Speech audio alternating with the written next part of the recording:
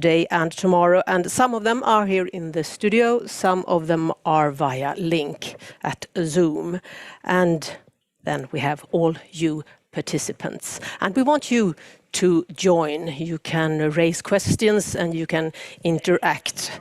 So you can do that while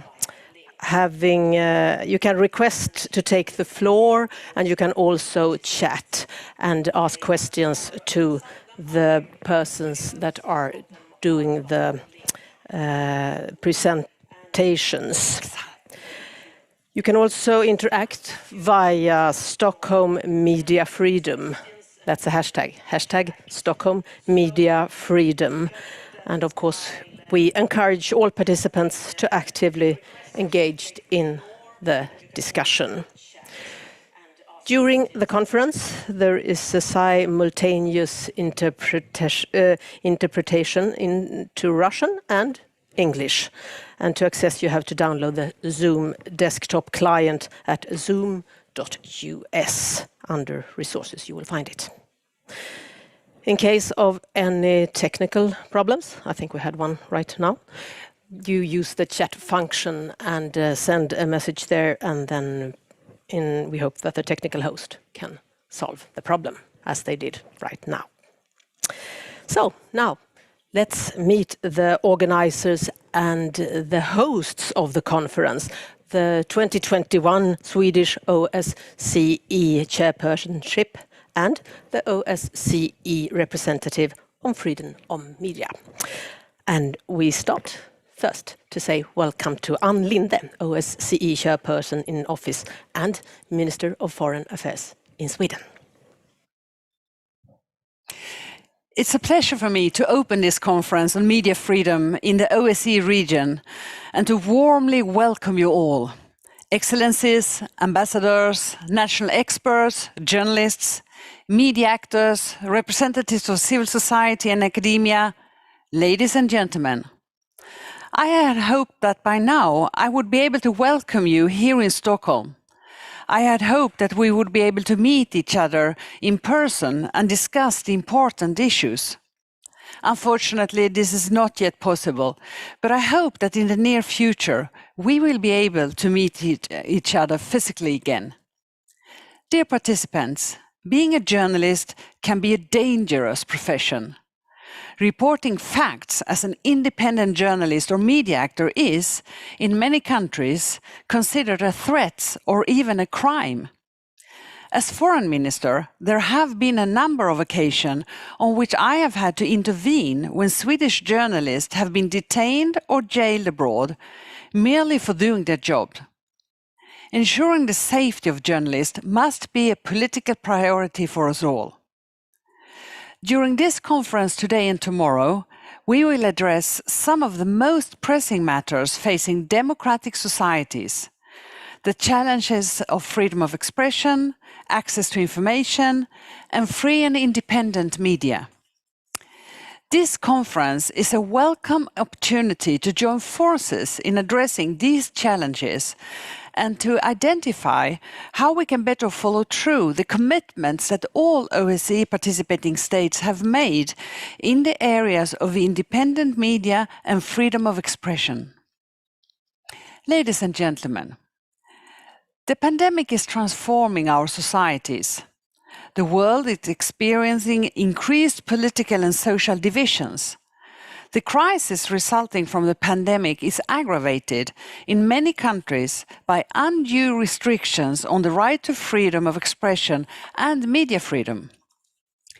In several countries, we note an increasing public mistrust in journalism, media and the efficiency of the democratic institutions, often fueled by those in power.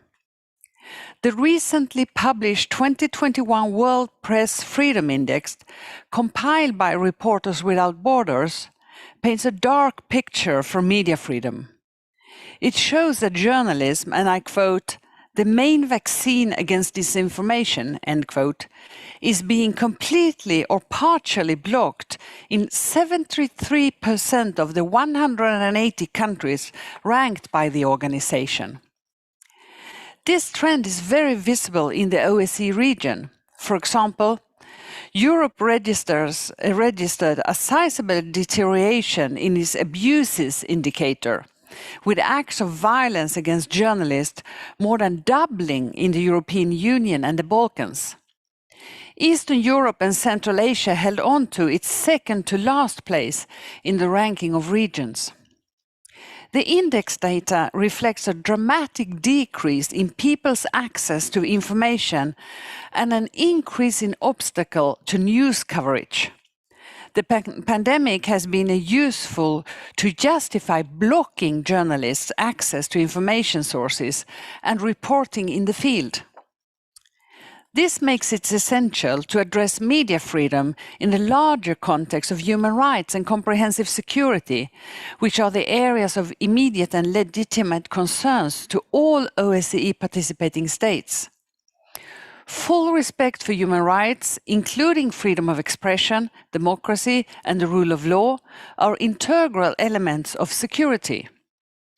The Helsinki Final Act recognized that each state should make its contribution to the strengthening of peace and security and to promoting human rights and fundamental freedoms.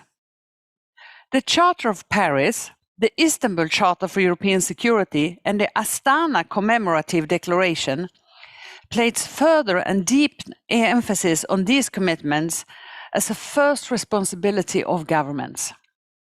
It is my firm belief that if the OSCE participating states do not demonstrate the political will to abide by these principles and commitments, including freedom of expression and media freedom, the organization will become less effective.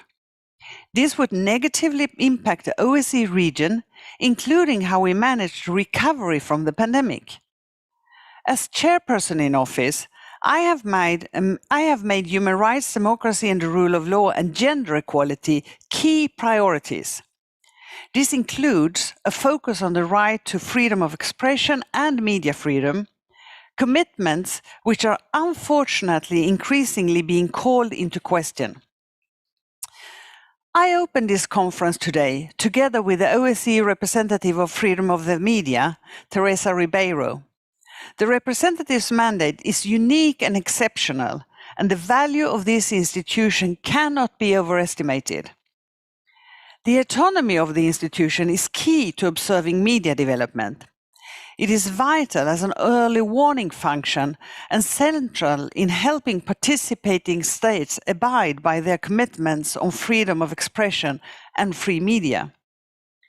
The work of the institution is of benefit to all participating states, and I fully support its autonomy and work.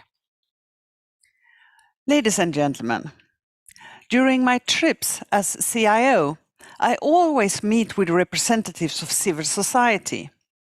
In my meetings with journalists and other media actors, I receive recurring reports about how hard it has become to report freely and independently without being punished. I have heard about stricter government control over what is being published, financing cut off from government sources on account of critical reporting, unwarranted tax revisions, and instances of outright threats and bullying. These accounts have reached me from both east and west of Vienna. The fact is that journalists and other media actors are being targeted across our region, as well as in other regions around the world. The recent events in Gaza, where building housing several media companies was destroyed, is a cause of strong concern for the possibility of media to report on the ongoing conflict. I'm also concerned about reports on raids against Belarusian news portal tut.by, which, along with other recent developments in Belarus, risks further limiting the space for freedom of expression in Belarus. Restriction of the media harms democracy and makes the regions less safe. To prevent a deteriorating situation, participating states must act to ensure accountability, fight impunity for crimes against journalists and media actors, and fully implement our commitments. Ladies and gentlemen, democracy and peace can only thrive when a plurality of views, opinions and voices are heard. This does not mean the voices of only a few, but of all, including the voices of women. Gender equality, freedom of expression and democracy are interlinked and mutually reinforcing. The safety of journalists in general remains a major source of concern. Female journalists face distinct risks related to their work. We know that female journalists are targeted not only because of their profession, but also because of their gender. Furthermore, they are particularly affected by online harassment and gender-based violence. Nearly 2 out of 3 female journalists have been threatened and harassed online for carrying out their profession. It is the responsibility of each state to enable all, including women and female journalists, to exercise their right to freedom of expression and opinion, online as well as offline. The threats faced by journalists are many and wide-ranging. Intimidating threats, harassments, and violence led to widespread self-censorship and the suppression of an open debate on certain issues of public interest. Over the past several years, we have witnessed leaders who systematically undermine the work of journalists, civil society and media actors in order to further their own interest and achieve their political visions. This is negatively impacting trust in media and the work of journalists, and also limiting free and active participation by the public, which is vital to a democracy. It constitutes a risk to democracy and therefore also to our common society and our common security. Our common commitments and obligations in the OSCE and under international humanitarian rights law constitute a shield against the arbitrariness of such behaviors, as they place duties and obligations on states. Let us be clear that all states have a direct responsibility under international law to take effective measures to protect the right of freedom of expression against attack, including by upholding the rule of law and ensuring accountability. In Milan in 2018, we, as the OSCE, took a landmark decision concerning the safety of journalists and strongly reaffirmed that independent media are essential to a free and open society and accountable systems of government.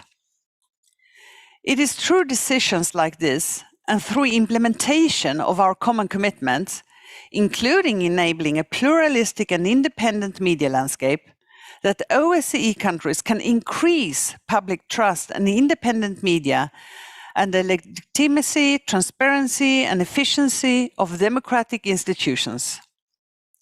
This is also why freedom of expression and media freedom, online as well as offline, are clear priorities for Sweden as chair of the OSCE and in our own national drive for democracy. Ladies and gentlemen, let us use these 2 days to address challenges to freedom of expression and freedom of the media, but also to work together on how to uphold the common commitments of the OSCE. Thank you. Thank you so much for this opening speech, Ann Linde. I know you have things to do, but a few questions. I think you have time for that. Working together, best practice, we hope for, you said your last words there, and we will try to deliver that on this conference. But just a question about you mentioned it in your speech, but tell us more about it. Why has Sweden made media freedom a priority of the chairpersonship? Well, we need free media to strengthen our democracy. and also to strengthen our security. And I want to highlight that we, as participating states, have an important asset to support us in the three autonomous institutions. It's a representative of the freedom of the media, but it's also the ODIHR for human rights and democratic institution, and the representative of the national minorities. So I think that the freedom of the media is an essential part of the concept of comprehensive security and should be seen as that. We should see it as a great opportunity, not something that is against state or government or so, but something that's helped us to be the democratic and free societies that we all want to be. So we hope for good best practices and working together and in a constructive way at this conference. And well, what are your expectations for the conference? Well, I think what's interesting in this conference is that we have all the different actors. We have journalists, we have governmental representative, we have academia, we have civil society organization, and I hope for jointly discussions and also, of course, to listen to people who have their own experience from the different field, be it a journalist who has been, harassed or threatened during when they have tried to carry out their work, or if there has been civil societies or newspapers that have been cut off because of lack of finances.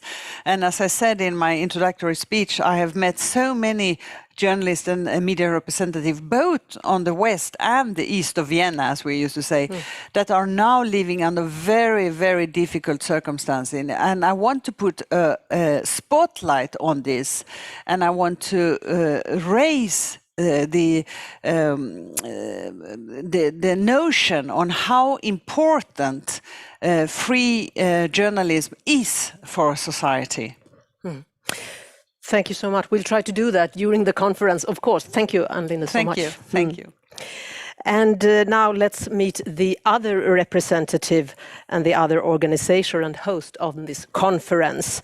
We say warmly welcome to Teresa Ribeiro, OSCE representative on freedom of the media.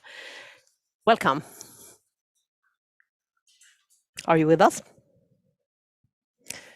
I think we can hear Teresa, or maybe not. Maybe you have to unmute your microphone so that we can hear what you have to say in your opening speech.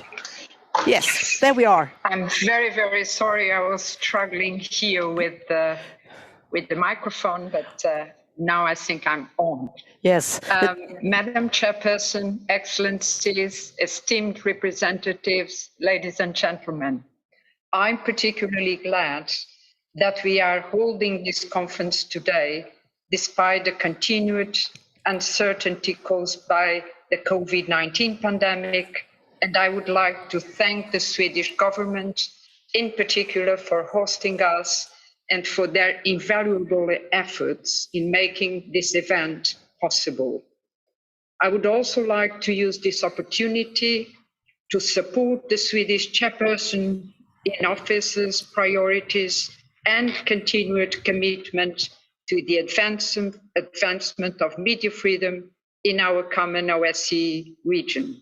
I echo your words, Madam Chairperson, in recalling that the founding documents of the OSCE, the Helsinki Final Act of 1975 and the Paris Charter of 1990, remain the key principles that OSCE participating states have committed to observe.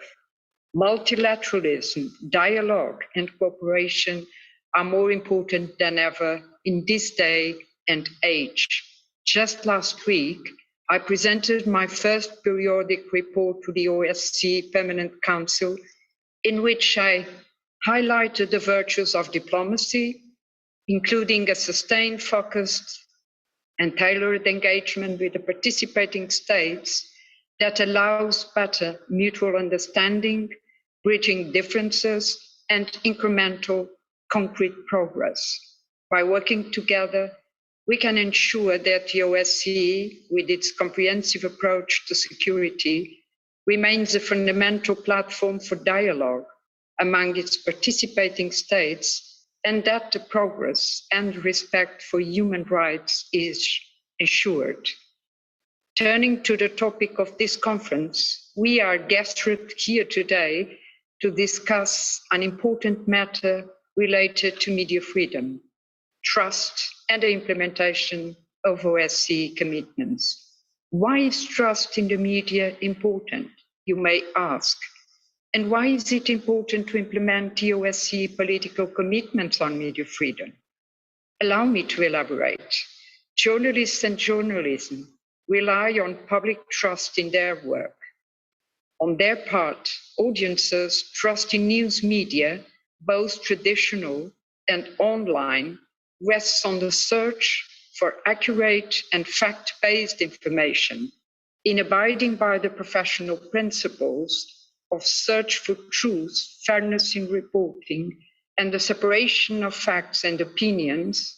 Journalists build credibility with their audience. Therefore, when you destroy trust, you destroy the very bonds that hold society together. As such, we must strive to ensure a safe environment for journalists to work in, where the public trusts the media and the media in turn are able to provide reliable, trustworthy information to their audiences. The OSCE participating states themselves committed to this when they signed the Ministerial Council Decision 318 on the safety of journalists, which expressed their alarm that targeted campaigns undermining the work of journalists are increasing, eroding public trust and confidence in the credibility of journalism, and recognizing that this can increase the risk of threats and violence against journalists. To this end, the OSCE participating states then, in 2018, urged political leaders, public officials, and/or authorities to refrain from intimidating, threatening, or condoning, and to unequivocally condemn violence against journalists in order to reduce the risks or threats that journalists may face and avoid undermining trust in the credibility of journalists, as well as respect for the importance of independent journalists. Indeed, over the past months, I have observed several worrying developments that negatively affect freedom of the media, including, among others, a growing distrust and anti-media sentiment, as well as physical attacks, declining online safety, especially with regard to women journalists, and increasing violence against journalists covering public assemblies.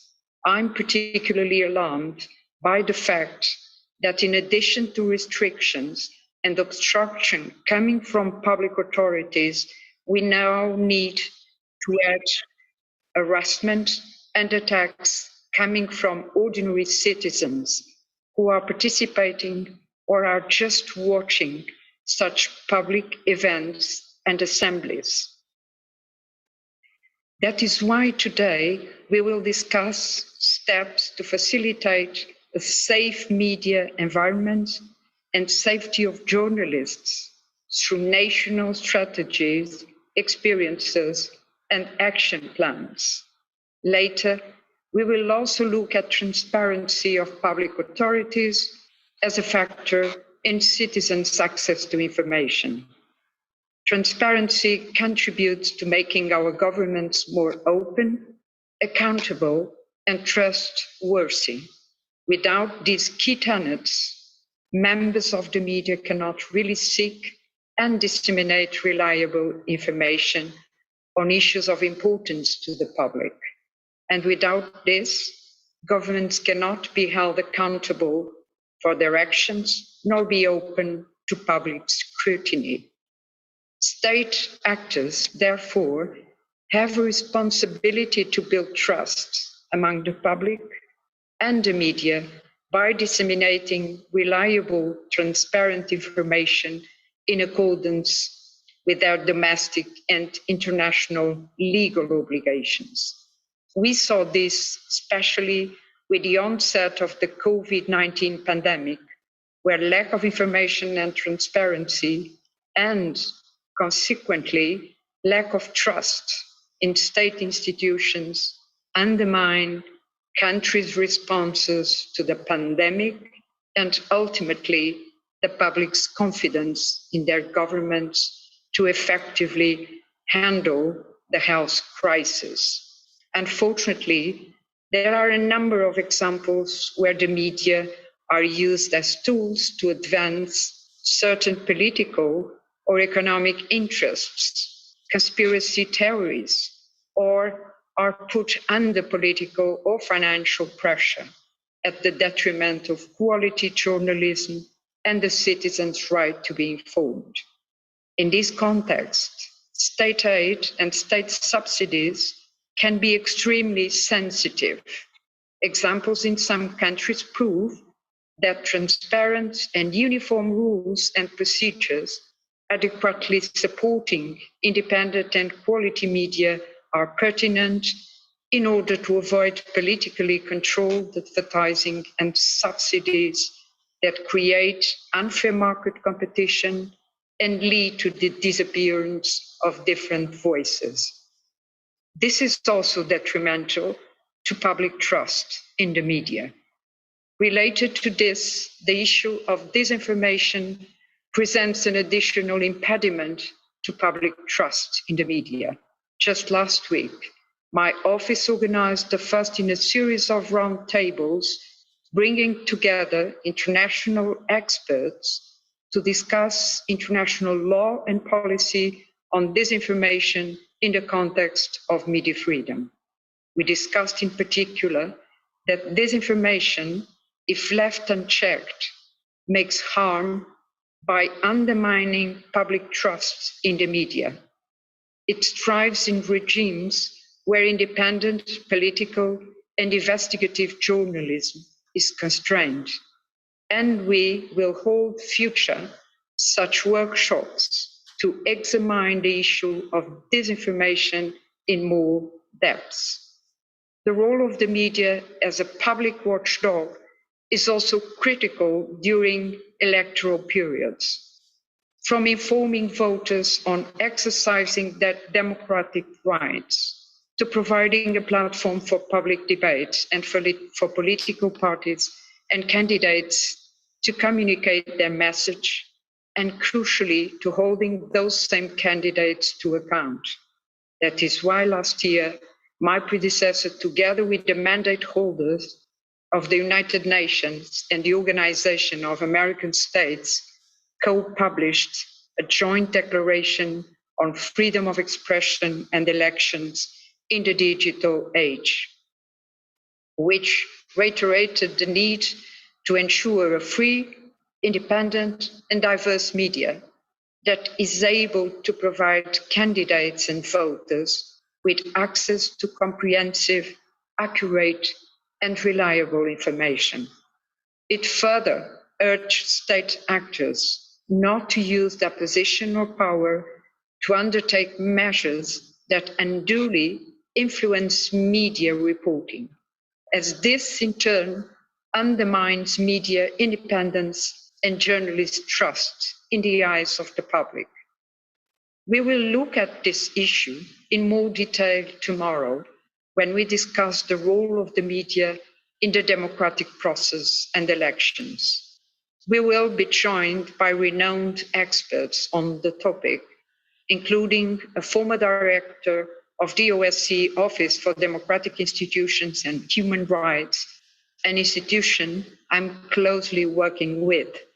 In closing, I would like to emphasize once again the need to ensure respect for international legal frameworks on freedom of expression and opinion, and that implementing the OSCE commitments on media freedom is paramount if we are to safeguard our freedom of expression and freedom of the media. I'm confident that by working together in a spirit of cooperation, high diplomatic standards and mutual trust, we can fulfill the ideals that the OSCE was created to defend and uphold. I look forward to the constructive and fruitful discussions we will hold over the next couple of days and to discuss with you the way forward to strengthen media freedom in the OSCE region. Thank you for your attention. Thank you so much, Teresa Ribeiro, for your opening speech. I just have a few questions to you. You mentioned it, but why did you choose the topic of trust for this conference? And how would you say this is related to the shrinking space for media freedom and declining of safety of journalists? So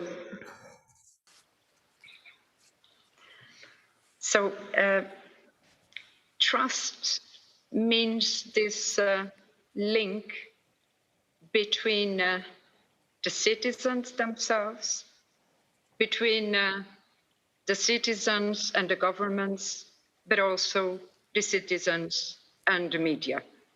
And if you break this link, trust, and we miss to have trust, then democracy will definitely fail. And this is why trust is so important in democracy. Democracies cannot thrive if the link of trust is not there. And the link of trust is a very fragile one, and we never should take it for granted, and we need every day to fight for it and to fight in strengthening such an important link. But I think trust is really at the heart of the functioning of our democracies, and that's the reason why it's so important. And if you look at the key trends and the challenges to media freedom that you have noticed since your appointment, what would that be? Unfortunately, my findings that I present very recently to the Permanent Council of the OSCE are quite worrying in the sense that they clearly indicate that the space for media freedom and freedom of expression is shrinking in the OSCE region. From east to west, from north to south, this is the reality. How this shrinking space materialize, what are the indicators to say that this space is shrinking? A growing distrust and an anti-media sentiment. This is very new, unfortunately, and it's due to a set of phenomena. Disinformation is, of course, one of them. The other one is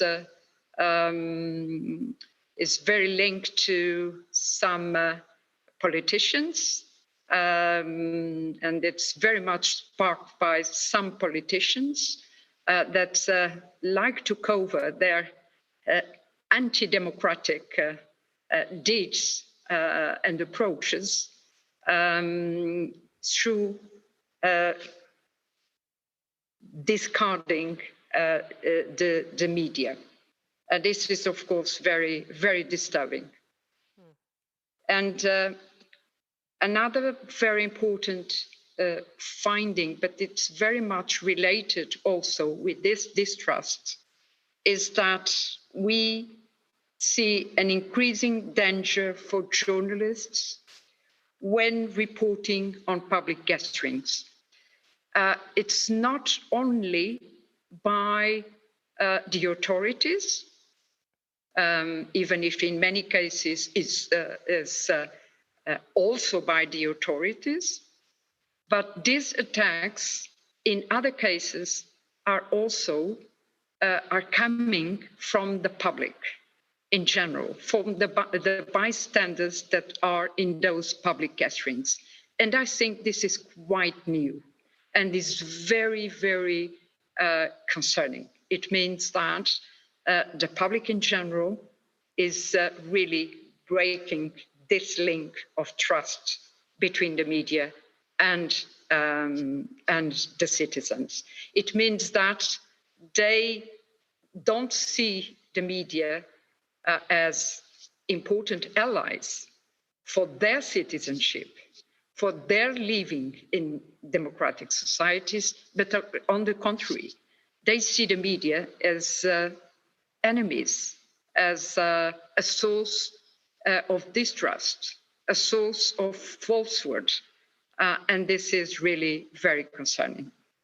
Another important trend, I would say, is the legal harassment and weakening of the rule of law.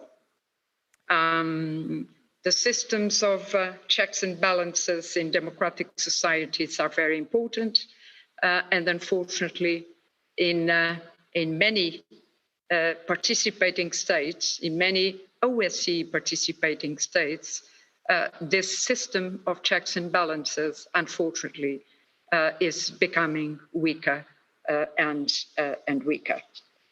Legal harassment towards journalism is another arm used by authoritarian governments against journalists in order to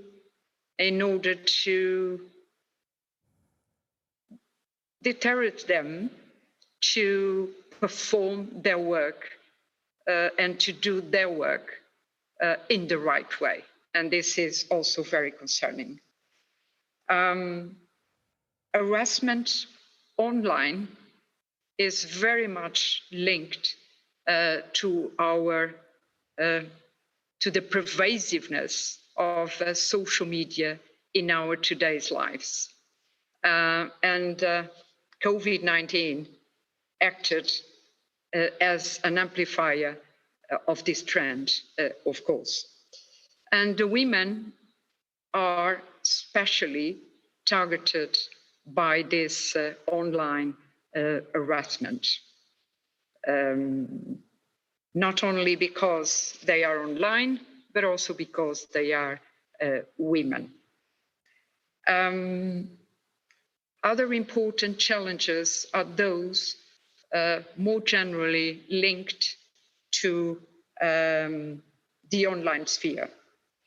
It's very interesting to recall that according to very recent statistics, in early 2021, 4.2 billion were connected to social media.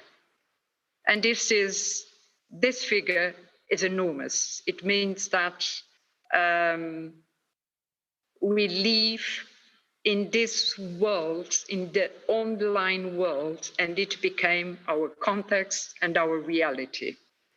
And that's the reason we need to look at all the challenges that are related to such an interesting, but at the same time, a very challenging context. Disinformation is, of course, very much linked to this scale and reach of the social media. We had historically, we had always had disinformation, but the social media amplify the impact of the social media of disinformation in a scale that, of course, it's completely new, and it's very challenging too.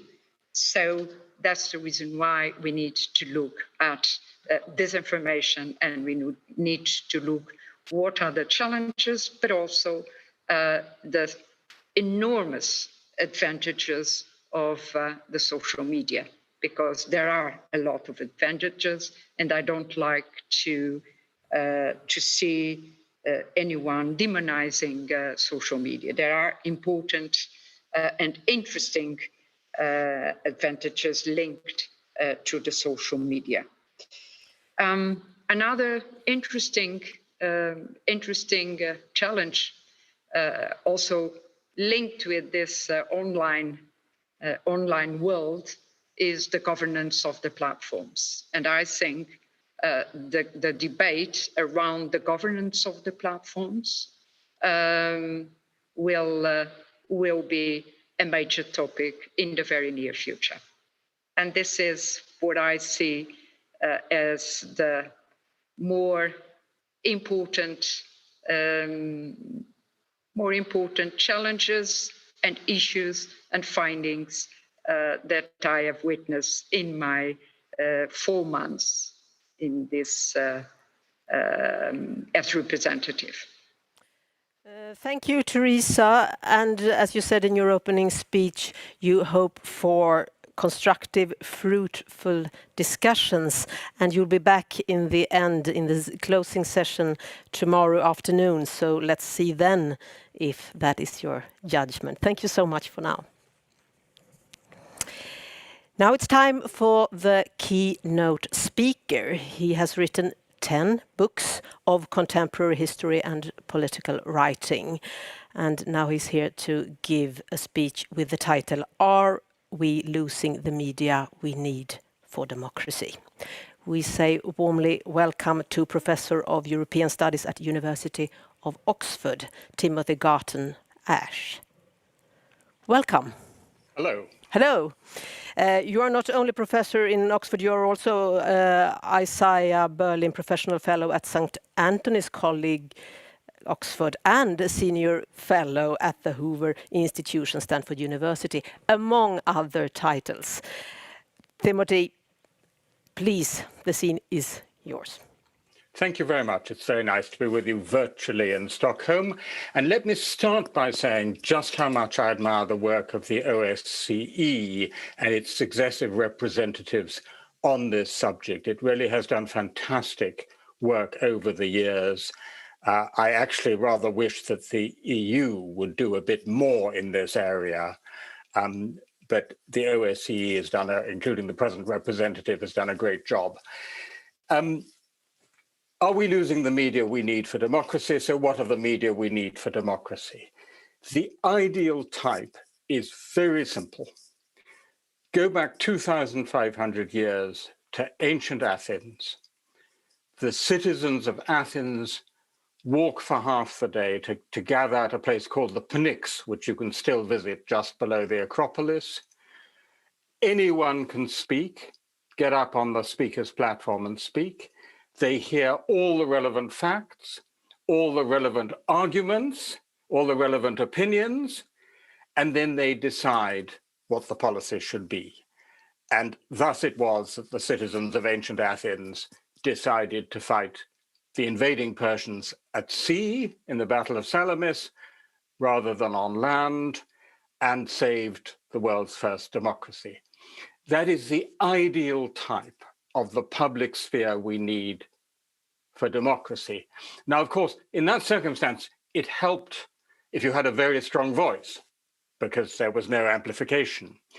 There was a man called Isocrates, who was a very eloquent speaker, but had a very weak voice. He tells us that himself. So he got his speeches copied out by a copyist, and they were for sale for a few drachmas. And that, in a sense, is the beginning of the media. Now, when the media we need for democracy start coming back in the 17th, 18th, early 19th century in Europe, starting, of course, in the coffee houses, we get really a wonderful historic fluke, which is that for nearly 200 years, the public good of news the news we need for democracy, was furnished mainly by private means. That is to say, a newspaper. And that's a historic fluke. There's no reason why it should necessarily work, but it did work, together, of course, with public service media. Today, that kind of a democratic, pluralist public sphere is under threat, broadly speaking, from two directions. One is what Teresa Ribeiro just talked about, namely oppressive, repressive governments trying to impose a political monopoly on the public sphere. That's a familiar threat, alas, now also in the OSCE space. But the other is the paradoxical result of the digital revolution, which is an absolute fragmentation of media, so that because of the profusion of outlets, people can separate out into entirely different spheres. And in addition to which, of course, the business model of legacy media, as we all know, is seriously threatened by the impact of the internet, in particular, certain kinds of journalism that are very expensive. So foreign reporting or serious investigative reporting, both of which are crucial to good journalism. At The Guardian, we have this famous motto, comment is free, but facts are sacred. But we recently varied it to comment is free, but facts are expensive. So there's a question how you pay for that kind of journalism.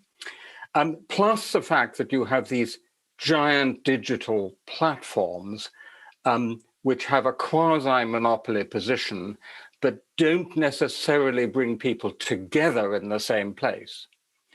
Now, the extreme version of this danger, as opposed to what I might call the classic single state monopoly danger, is the United States at the moment, where effectively the public has separated out into two separate public spheres.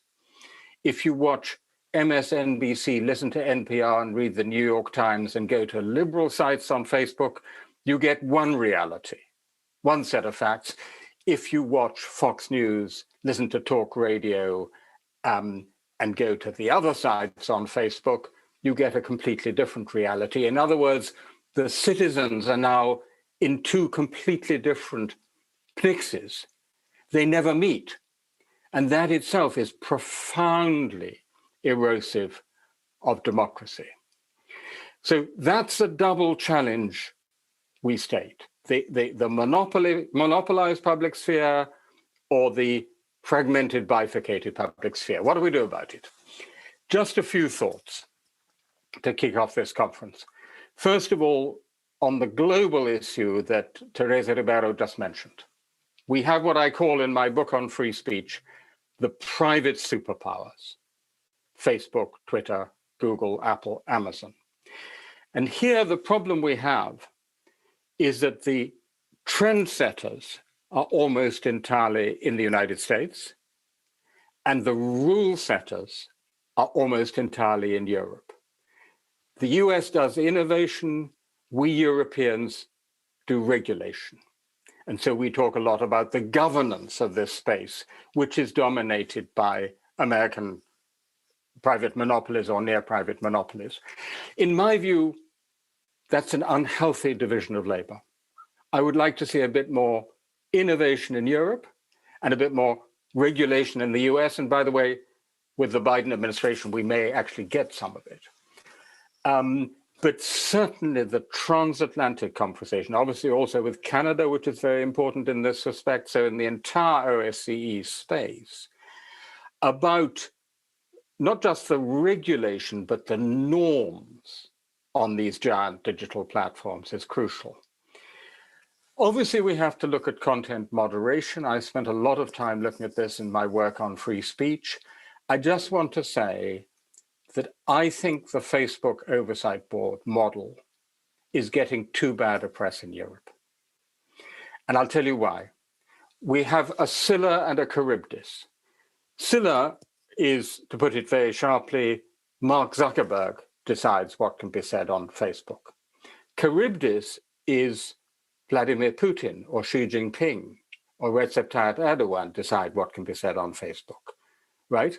So if we go too far to the government regulation side, we actually enable the model of information sovereignty, which ultimately authoritarians would welcome. But clearly, we can't leave it all up to Mark Zuckerberg. So I actually think we need to look for a hybrid model, some sort of, as it were, approved self-regulation, something we have in our own societies. And even in Germany, the NetzDG actually provides for that. And I myself would want to welcome the Facebook Oversight Board and build on that model rather than just constantly snipe at it. The other point I want to make, and this connects to a lot of research made by my colleagues at Stanford, but also here at Oxford and the Reuters Institute for the Study of Journalism. The key problem with the digital platforms is not content moderation. That's a problem in the margin, a very serious problem. The key problem is the algorithms. As we all know, the algorithms which optimize for engagement rather than optimizing for democracy, and therefore favor the extreme, the sensational, and therefore often the false. And we have to go in a conversation with the platforms after the issue of the algorithms, not just the content moderation. That's in a sense a secondary issue. Final point on this, I think it's absolutely crucial, and we now have an opportunity with the Biden administration to make this a priority for the transatlantic conversation in the OSCE space, because at the moment, there is only one model of internet governance that is coherent and consistently applied, and that is the Chinese model, which is a model of internet without freedom. And so what our challenge is to come up with a model of the internet with freedom. So much for the global challenge of the digital platforms. Let me now turn to the national and regional, because that's equally important. Now, in my book on free speech, the principle on media says that we need uncensored, diverse, and trustworthy media. Uncensored, diverse, and trustworthy. Three carefully chosen words. Let me make a few points here. First of all, as Teresa Ribeiro said, we now face increasingly what I have called the assassin's veto. People who say, if you say that, or print that, or draw that cartoon, we will kill you. And as we know, this has happened all too often. It happened to Samuel Paty, the French school teacher, who showed very carefully a cartoon of the Prophet Muhammad in a very carefully presented way in a class on freedom of expression.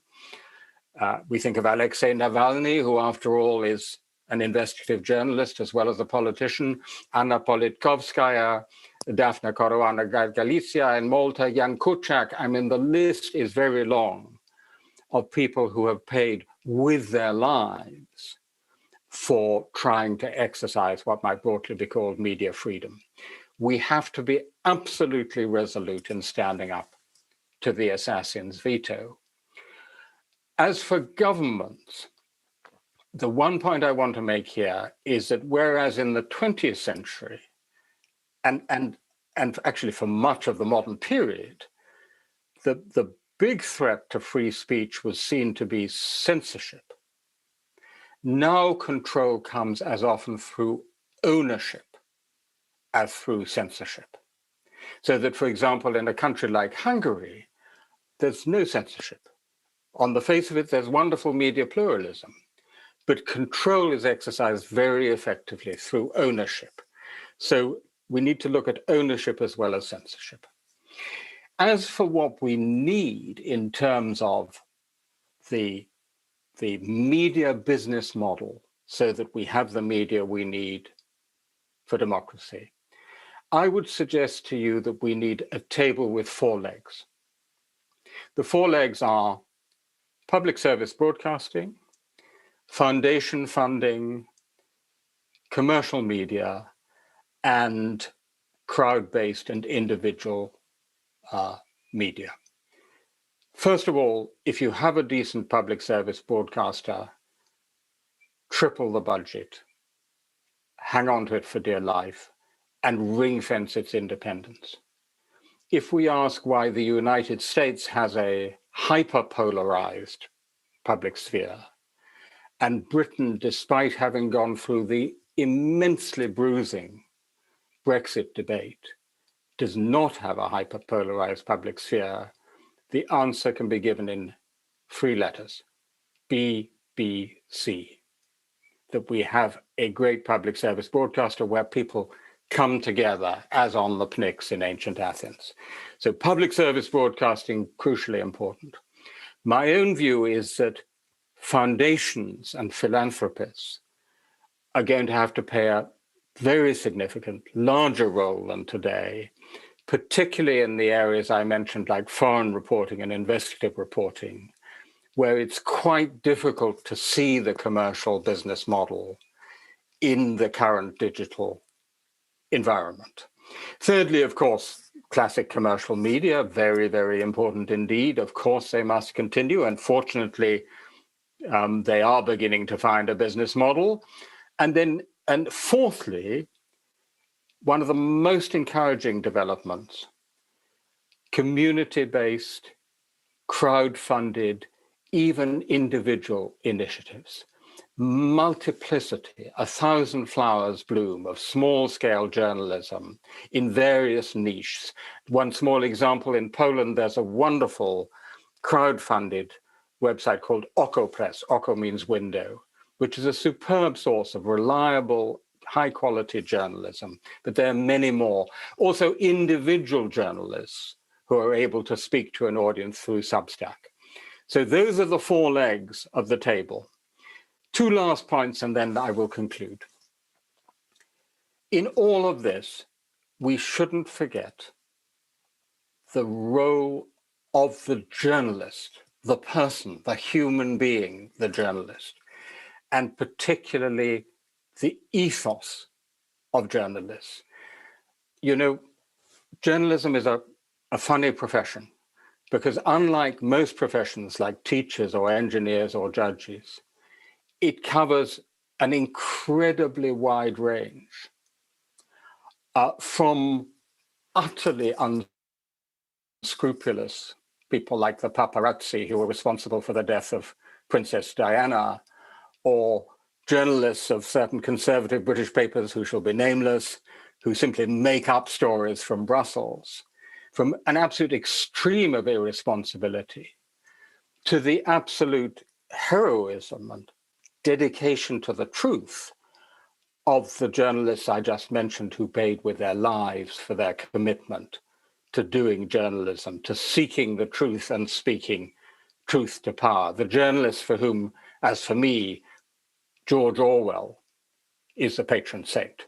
And so let's not forget the ethos of journalists, an ethos which you can have even if you're not employed by mainstream media. And when Teresa Ribeiro talked about trust, the trust can also be an individual trust in the individual journalist. And the contract between writer and reader, or broadcaster and viewer, does not always have to be the sort of classic, I'm going to be fair and balanced trust. There are various kinds of contract between the individual journalist and their readers or viewers. So George Orwell, for example, who is a model in this, look at Homage to Catalonia, he didn't say, I'm going to try and be impartial or objective. He said, here are my views, here are my prejudices, be aware of my standpoint. He even says at the end of Homage to Catalonia, discount what I've said because you know where I stand. And the key journalistic virtue there is honesty. No one is objective, but we can all be honest. Jon Stewart on The Daily Show. It's a comic satirical convention, but it's actually serious journalism. So there are multiple different kinds of contract between the individual journalist and the audience, but all of them have this thing in common, a relationship of trust. Final point. We've been talking so far about the supply side, and we spend most of our time talking about the supply side of media. But I think it's really important also to look at the demand side. And here I think we're falling down badly in Europe and indeed more broadly. I think it's extraordinary and shocking that we do not already have compulsory lessons in media and digital literacy starting in primary schools in all our countries. You know, we teach our children about health and safety, about various other things, about crossing the road, but we leave them completely without formal guidance or education when it comes to navigating the dangerous high seas of the internet, which have, as we know, many sharks in it. And the comparison I would make is with food labeling. In most of Europe, we have very high standards of food labeling. So we know exactly what we're eating. But when it comes to the internet, people have no idea what they're eating. We actually did a study at the Reuters Institute here in Oxford, which showed that even university graduates did not know where most of the news items that they saw on their screens came from, whether they came from the New York Times or some mysterious source in Moscow or a bot somewhere. So we need education in digital and media literacy, and we need what I would call food labeling for journalism, right? So just as we label our food so you know what you're eating, we need to know what we're eating online. And I actually would love to see the OSCE, I don't know how much you do on this, but I would love to see the OSCE do a bit more on that, because it seems to me as important as the things we're doing on the supply side. So let me sum up, and wishing you a wonderful conference. In many ways, contrary to the popular rap, this is actually a golden age for free speech. It's even in some ways a golden age for media freedom, if you mean by that simply the ability of many people to speak to many other people in many other ways. In that sense, there's an absolute explosion of free speech. But if we mean the media that we need for democracy, the public sphere that we need for democracy, one in which we have uncensored, diverse and trustworthy media, and in which we all meet in the same place, in the same NICs, look at the same facts, hear the same arguments, and then make our decisions on the basis of those shared facts and those contrasting arguments, then we are in real danger, in one way or another, of losing the media that we need for democracy. And therefore, your work in the OSCE, in this conference and well beyond, is more important than ever. I wish you a great conference. Thank you very much. Timothy Garton, thank you so much for an excellent speech, very interesting, and thank you for your wishing us luck for the conference.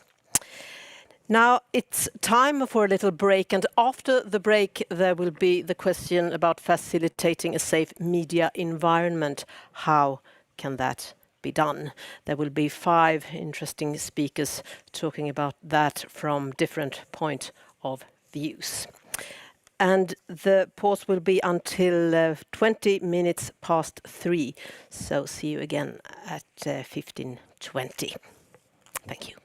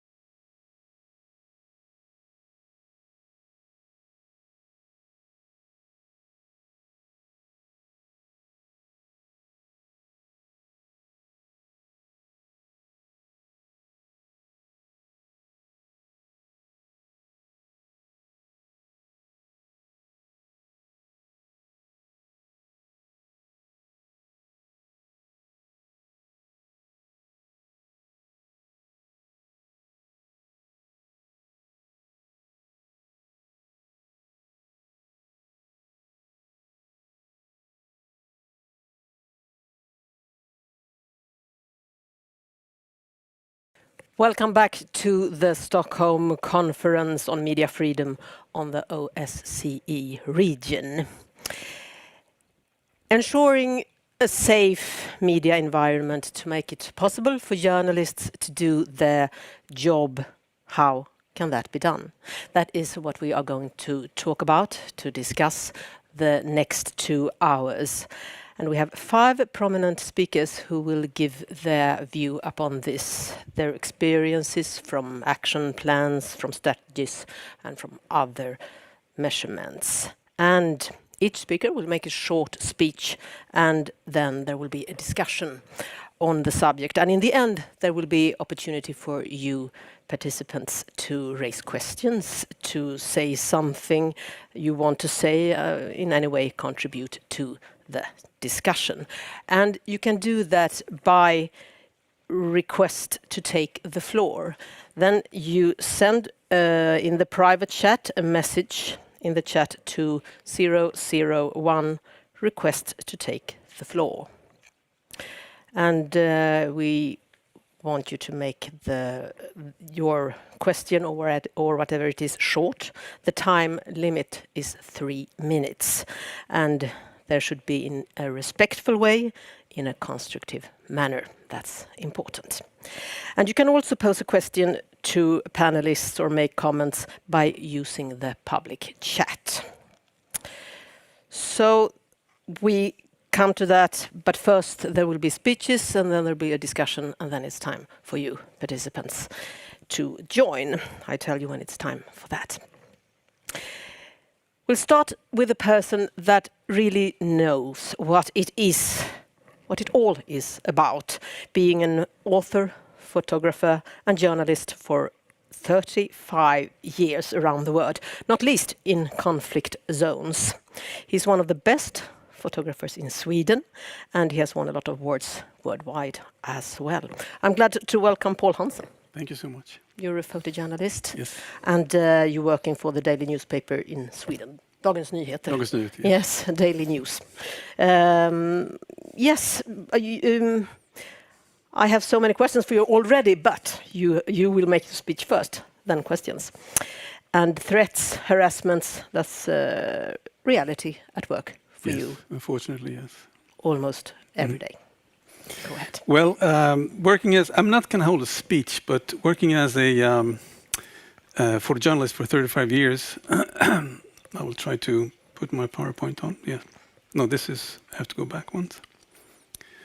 I'm going to just make a short introduction to my work in an anecdotal matter. And in general, in a war zone, pieces of metal flying in the air at supersonic speed or explosives buried beneath your feet, they don't ask if you're a friend or a foe or a journalist for that matter.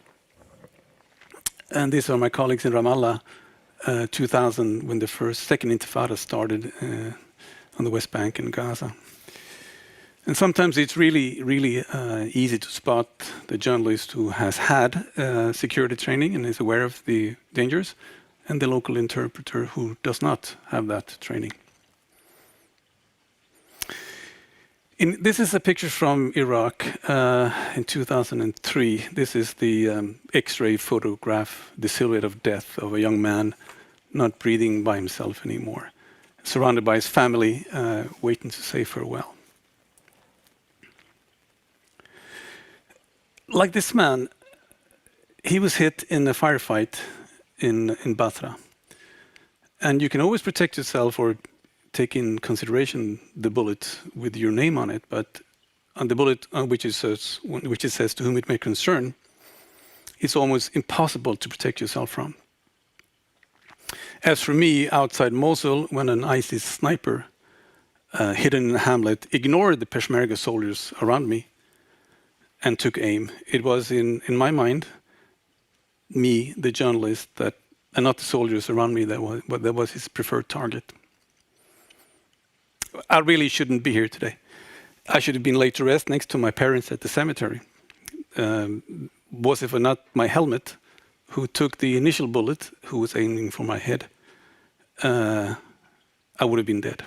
And it's solely thanks to adhering to our strict security protocol and our security officer, Christer Olsson's rigorous training that I am at all able to talk to you today. It was a very, very humbling experience. This is the second bullet from the IC sniper hitting my back and lodging close to my spine.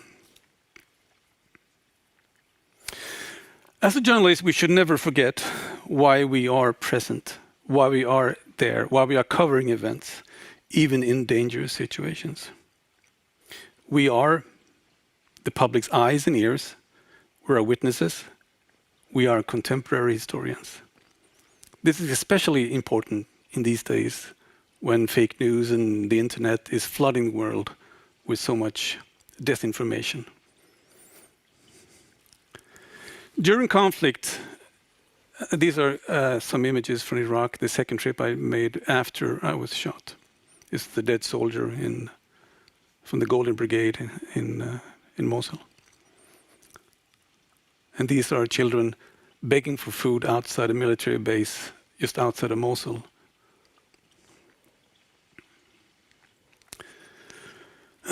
As a journalist, we must never forget during conflict, there are forces very well aware of the importance of controlling information, especially visual information. And those actors sometimes use violence and intimidation as tools, very efficient tools.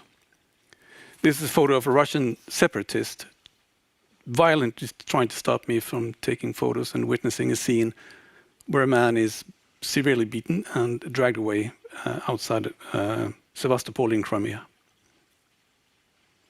Covering the conflict in Ukraine was very harrowing. I just came back from another trip. The story will be published in Dagens Nyheter shortly.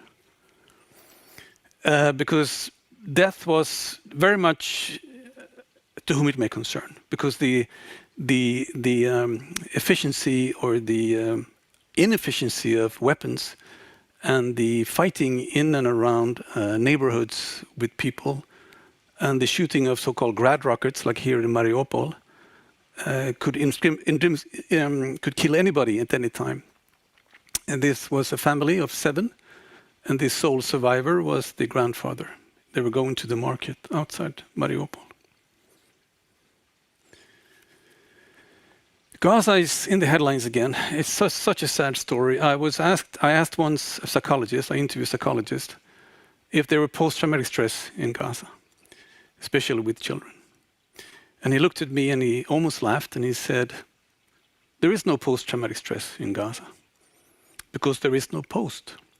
And I always think of his words when I see what's happening now. A young boy or girl born 10, 12 years ago has only lived through war. I think 3 wars, major wars, and now it's another one. This is from in 2014, where in Kuza, in the southeast of Gaza Strip, where relatives could run in during ceasefire, very fragile and very dangerous ceasefires, and grab whatever they could and retrieve their relatives. This is a man who found his brother. This is in Beit Hanun, where same thing, a ceasefire, temporary ceasefire. People go in and see what's left of their houses. I will never forget the price so many of my colleagues have paid to tell the stories from wars and conflict. Every time I go out on these kinds of assignment, I have one photograph in the back of my head. For one reason. For the first reason is, it could have been me. And the second reason is, it's a reminder for me that we have to carry on. We have to carry on through the violence and not let evil or evil actions win. This is Raffaele Ciriello, an Italian photojournalist that was shot through the stomach by an Israeli tank in 2002. The same streets that I walked on. One aspect of security is, like I mentioned before, training, equipment, information, technical support. We have it all. But in many of these conflict zones I worked in, we were totally lost, even security-wise, without what we call the fixer. No helmet, flak jacket, or bulletproof vehicle can replace the trust and mutual respect or bond you build with your so-called fixer. The fixer is a person who will be able to get you a local SIM card, even if there is none to get. He or she would get you a night sandwich, interview with all side parts of the conflict, and most importantly, be able to steer away or, in worst case, negotiate yourself out of very tricky situations. We are, by definition, temporary visitors in other people's personal misery. I remember a trip in Libya. Me and Eric Olsson, Dagens Nyheter's reporter, came in. Rad, our very, very good interpreter or fixer, had to return to Tunisia. So we were totally lost. Eric took care of the lodgings, and it fell upon me to try to get a fixer. I walked outside. I saw 3 gentlemen in suits, which was very strange. Suits and ties, sitting on a bench just outside. One of them had very kind eyes. And I walked up to him and I asked him if he spoke English, and he spoke very well, good English. I asked him if he could interpret for us for maybe a week or 2, and he said yes. So we agreed on a price. And working for a daily paper, you're always on a deadline. So when he said yes, everything fell into place, and I said, Yalla, let's go, because we're always in a hurry, because we're always on a deadline. We had maybe a few hours to work. And then he said, but I can only work half a day today. And I got upset because I said to myself, oh, rats, I got a lazy one. And then he said, Mr. Paul, I can only work half a day today because my son was killed yesterday. And I have to go home and arrange his funeral. I will never forget this. This is one of the most important pieces of, we call it humbling experiences. And also, he gave me the reason to continue working as a journalist, even though it's dangerous, even though it's sometimes you have to pay a high price. Thank you. Thank you, Paul Hansen. You say, I'm breathtaking actually. You say you have to continue, but sometimes, like this last picture, how can you stand it? Well, when I was shot, I rarely talk about that because I don't really want to talk about. I don't want to be one of those guys that talk war stories. Like Mats Lundegård, my dear colleague, once said, afterwards they gather and brag about who got almost killed. But this is about safety, so I can talk about it now. So me standing it has nothing to do with it. I mean, when you're out there and you like I said, it's not a pose I take, because I'm very aware that I'm a very temporary visitor. When I was shot, my newspaper did everything they could for me. They flew down a nurse. I was evacuated. It was a tremendous support on all levels. So that is, all this help, all this assistance is only a phone call away. And I have my passport in my back pocket. I can step into the misery and step out just as easily. Of course, there are dangers for us too, but we are temporary visitors. And we also make choices. So we can go to this hospital or this trench or whatever, but we don't really have to. And being employed for a large paper like Dagens Nyheter, there's also, I get paid anyway. I don't have to take risks, unnecessary risks. But you do take risks, though. Yes, but the process is that you take a meta decision. Should we actually go to this place, this area? Okay, we make that decision. Okay, we do a lot of security briefings. We go in, and then you're on the ground. We have the mandate to, should we go to this checkpoint or should we go there, in coordination with the latest information. So of course it's dangerous, otherwise we wouldn't be there. The reason why we're there is because it's dangerous. The danger is real, just as for the people we meet as for us, of course, but during a limited time. I remember this moment when you got shot in your head, big headlines in Sweden, and I remember you saying the worst thing, it was me not being able to finish my reportage. Yeah, I got angry. I remember when the Israeli author once wrote that when he was first shot at, he was in the army, Israeli army. His first reaction was very healthy because he wanted to call the police. I was upset, really upset that shit, now I have to go home. Well, I thought the second bullet took in my vest, so I thought, okay, this is fine, I can stay and continue. But then I got the X-ray. You saw the X-ray, and then I still remember Erik Olsson's, my writer's colleague's words when he saw the X-ray. I think it's worse than we thought. Then I said, oh shit, we have to go home. So I was really upset. Yeah. And another thing I noticed about you is that when you get harassed, caught, shot, or other ways that someone is trying to stop you, you think that encourages you, makes you even more interested in doing your job. Well, I think the worst thing you can say to a photojournalist or any journalist, you can't take a picture. You can't. And I hate bullies. I really, really hate bullies. And a warlord or some politician thriving on conflict or getting his or her power from conflict or the conflict energy from conflict is a bully by definition.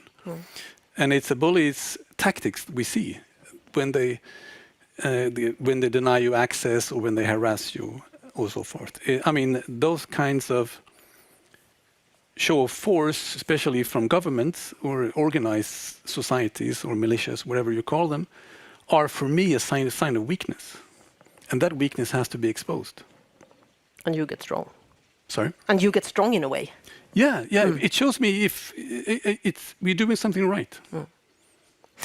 We have, of course, further questions, and you will be in the discussion later on. Now we will turn to Serbia. Have you been to Serbia?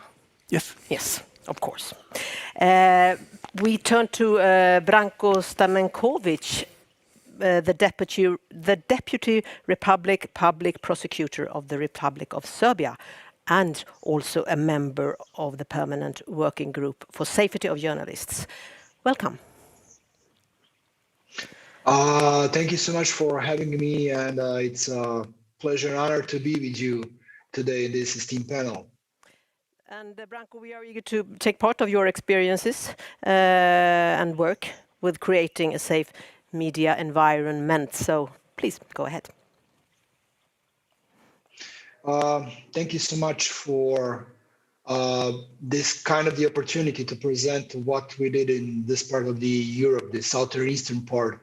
And for the last 7 years, at least, the government authorities, the state authorities, together with the journalist and media associations, are working very diligently on creating the environment which is going to present and enable a more secure field of the work for the journalists and the media persons, so to say, or so to call them here in our country.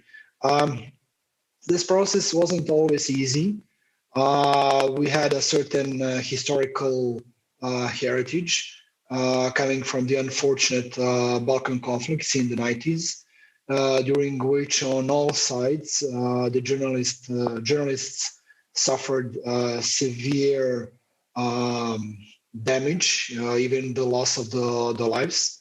But however, after the fortunate stopping of the atrocities and the hostilities here in the Western Balkans, the environment here in my country started to improve significantly. And as I was saying, in the last 7 years, almost now, the authorities are trying to together jointly with the journalist and media associations find a good way, if not the perfect way, if I dare to say, in which and by which the possibilities for everyday jobs and performing of the everyday jobs of the journalists and the media workers here in Serbia is going to be allowed to be done freely and without the undue influence, especially in the area of the security and the safety. As you said, I'm the Deputy Public Prosecutor. Basically, that means that I'm Deputy General Prosecutor of the Republic of Serbia. I'm the member of the Permanent Working Group for the increasing of the safety of the journalists in Serbia, which group was formed as the result of signing of the Memorandum of Understanding and Cooperation between the General Prosecution Office, Ministry of the Interior, and 7 most prominent journalist and media associations in Serbia. Starting wasn't easy. Kind of the untrust and uneasy situation amongst us was present, even with some reactions of, let's say, boycotting the actual work of the permanent working group because of a certain understanding or misunderstanding in the communication or understanding of the functioning of the criminal justice system in Serbia occurred. But then after a couple of the months, the situation started to be better and better. And I can really, with a significant level of joy, say that today we have really built up the system in which the trust between the state authorities, the representatives of the state authorities, and the media and journalist associations is on a very high level, and which trust is based on the actual work, on actual actions, cases, which were undertaken and proceeded by the criminal justice system in Serbia. Some of these cases were very publicly prominent and known, not only in the region of Serbia and Western Balkans, but I believe even in the countries of the Europe. And I think that those cases and our reactions gave and are giving us the right to say that the mechanism which we have in place through this permanent working group, and also a new working group which is formed by the government of the Republic of Serbia lately, putting in place some important mechanisms like the emergency phone for the journalists, like the specialized internet presentation, a website, which is having all necessary tools listed for the quick reaction of the journalists when their safety is endangered, by calling the on-call duty prosecutors, police officers, by reading the rules of the criminal procedural code and the criminal substantive law of the Serbia, that all of these mechanisms are giving us the, well, let's say, good position to say that we are on the good track, that we are going in a good direction, that the challenges are there. They're simply impossible to be overseen and not to be detected, coming from different kinds of the, let's say, influences or kinds of the interferences, both from the, let's say, when we're talking about the criminal justice system, from the criminal side of the society, usual political or society groups of other nature, which are always trying to make kind of the influence on the journalism or on the state authorities, which are suppressing a certain unwilling and unwanting behavior in a society. So all of these challenges are present, they are there.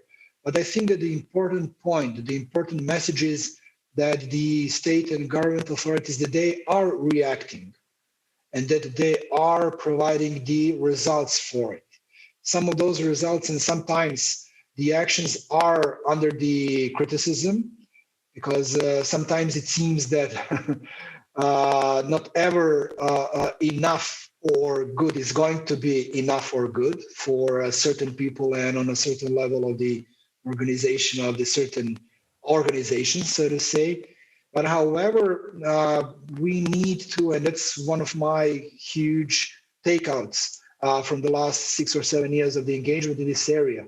We need to realize, when I say we, I mean on one side the state and government authorities, on the other side the journalists and their associations, what is possible to be done? What is the field in which we are having our actions set up? Because sometimes there is a misunderstanding what can be done within the criminal justice system or other systems. And sometimes the expectations coming from the journalists are too big, and sometimes even overlapping in the political area, trying to place a certain kind of the expectations and certain kind of the request for the actions which are more of the political nature than of the criminal justice nature.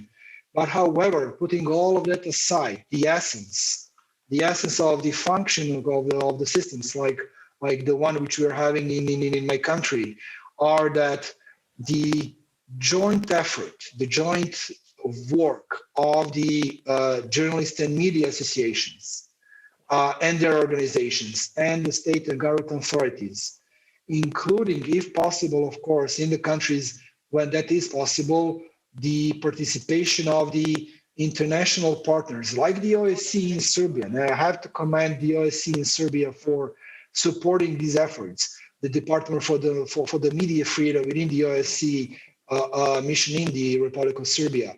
That kind of the joint venture is now putting us in place that, just for example, in a couple of days, we are going to have a discussion on the government working group about the introduction of the new criminal act within the Criminal Code of Serbia, which is going to be specifically addressed towards the raising the level of the protection of the journalists in Serbia. So all in all, I think that we are here in a good path, that we have a good example to present. I deliberately didn't go into the numbers and into the explanations of the cases. Maybe some questions are going to be put up front regarding this. But let's say my final point for this part of our panel is that joint action, understanding, and exchange of the mutual experience and building of the capacities, both on the state side and the journalist side, regarding the upgrading of the level of the journalist safety is of the tremendous help, and it's possible to be done. Thank you, and back to you. Thank you, Branko. Just a question there. This joint action that you want, is there any special field, or could you tell us what you think of? The joint action is based, as I described, on the memorandum of the cooperation and understanding between 7 most prominent journalist and media associations and the General Prosecution Office and the Ministry of the Interior. But also in 2020, the government of Serbia established a very high level working group exactly for the wider approach towards the raising of the capacities for the protection of the journalists in Serbia, in which, for example, the Prime Minister of our country and Deputy Prime Minister are participating together with the representatives of broader spectrum of the government institutions and government representatives, together, of course, with the prosecution and together with the Ministry of the Interior. So this kind of the approach, which is on one hand very, let's say, practical regarding the permanent working group where we have only prosecution, police plus journalists, and this other one, which is like an umbrella umbrella working group, which is having the very high level, as I said, participation of the Prime Minister and the rest of the cabinet of the government of Serbia, together with the journalists. That kind of the overall approach, by my experience, is giving the most promising results in this area. Back to you. Thank you so much, and you stay tuned because you are going to be a part of the discussion later on. Now let's turn to Kazakhstan and to Tamara Karleyeva. Welcome. I hope you're with us. You are the president of the International Foundation for Protection of Freedom of Speech, Adil Zos. And it's time for your presentation. If we have... Yes, there you are. Hello. Добрый день. Благодарю за возможность рассказать в этой аудитории о ситуации с безопасностью журналистов в Казахстане. Ситуация эта достаточно своеобразная. В этом году мы будем отмечать 30-летие. В этом году мы будем отмечать 30-летие независимости нашей страны. И за все эти 30 лет в Казахстане не было вооруженных конфликтов. И чрезвычайные покушения на безопасных журналистов в Казахстане тоже очень редки. За все это время, за 30 лет, зафиксировано и расследовано одно убийство журналиста в 2009 году и покушение на убийство в 2012 году.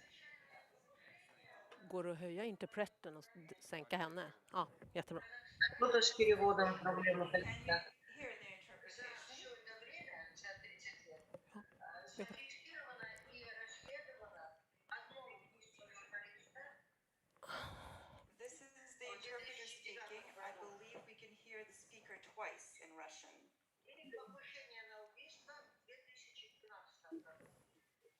Похищение журналистов, пропажа их без вести у нас тоже не зафиксированы. No cases of abductions or disappearances of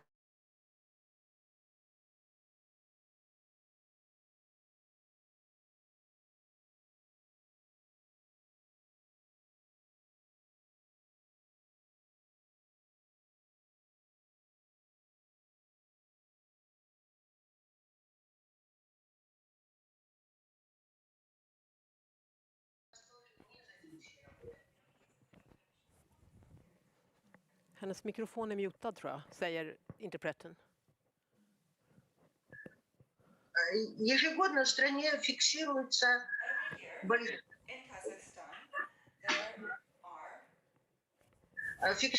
большое количество так называемых обычных покушений на безопасных журналистов. Вот наш фонд ведет мониторинг нарушений свободы слова.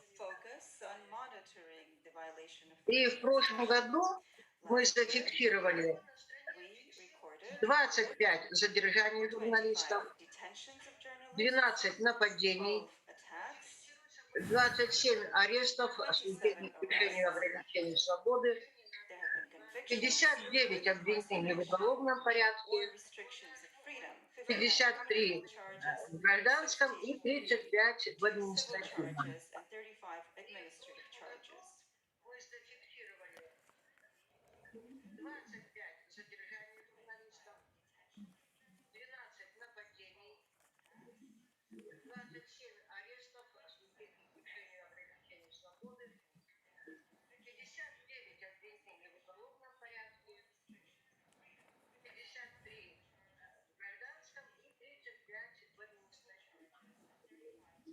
В гендерном отношении женщины-журналисты подвергаются значительно меньшей опасности. То есть с угрозами столкнулись в прошлом году 37 женщин и 56 мужчин. often attacked as men. There were 37 women and 56 men who were threatened in connection with their rights to exercise their freedom of expression. Что же делает государство и гражданское общество, чтобы повысить безопасность журналистов?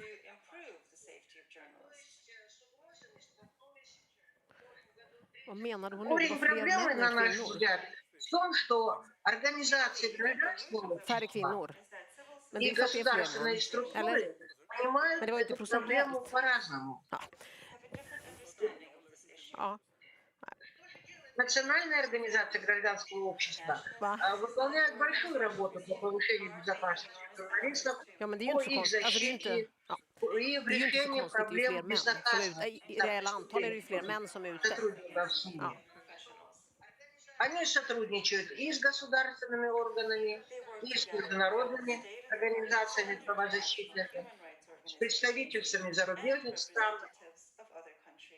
Мы все вместе участвуем в совершенствовании медийного законодательства вместе с правительственными структурами и парламентом.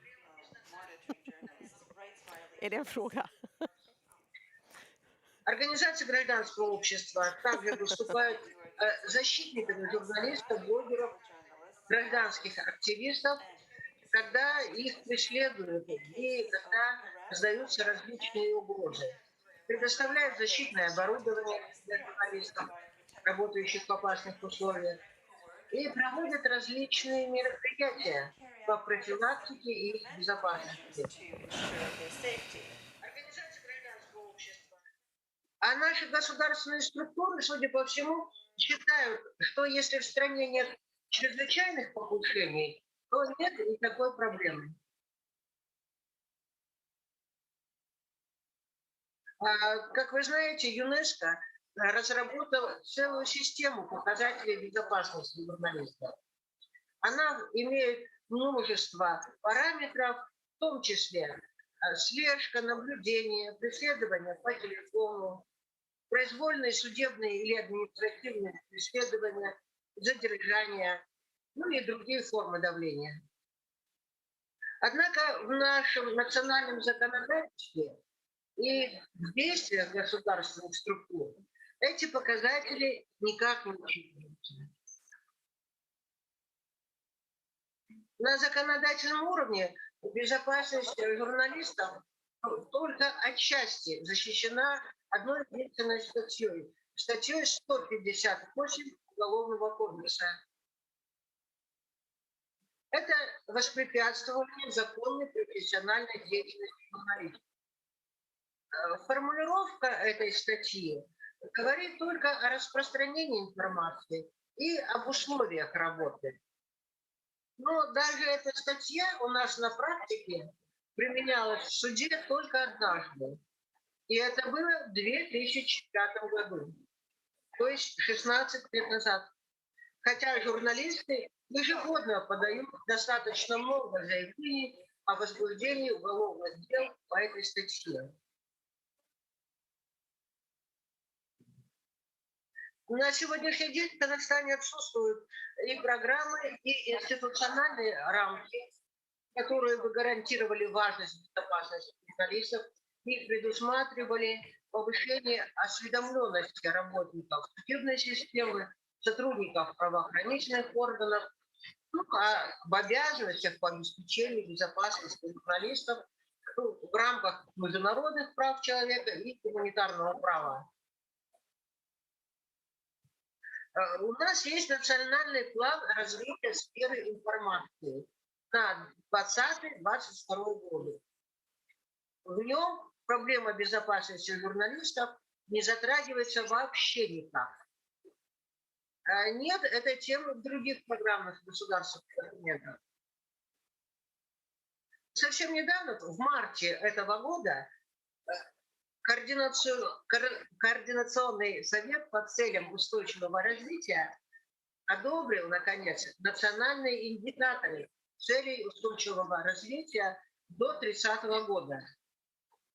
И в этих индикаторах есть показатель 16.10.1, то есть показатель безопасности журналистов.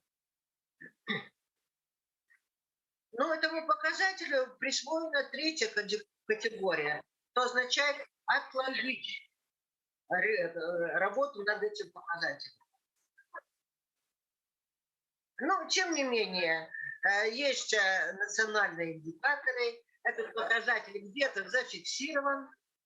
И сейчас наша задача, я имею в виду гражданский сектор, это убедить государственные органы разработать национальный план повышения безопасности журналистов.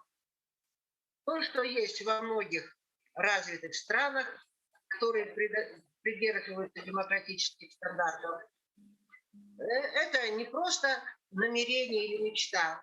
Вот у нас 25 мая, через неделю, будет очередное заседание консультативно-совещательного органа. Он называется «Диалоговая площадка по человеческому измерению» при Министерстве иностранных дел Казахстана.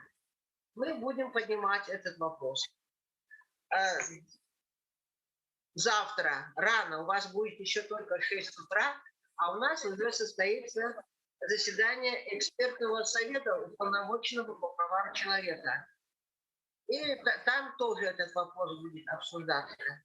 Ну, дальше мы планируем работать, естественно, с нашим Министерством информации и общественного развития, с другими правительственными структурами. И, конечно, мы намерены тесно сотрудничать с офисом представителя ОБСЕ по свободе прессы. Это многолетнее наше сотрудничество. Я думаю, что оно не прервется.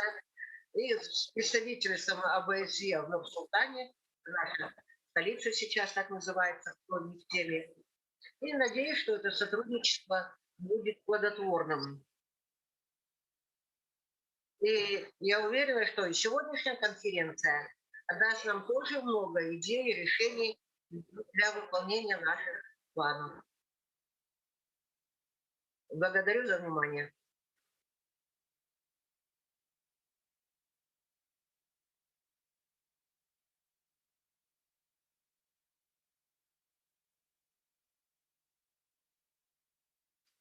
From Kazakhstan.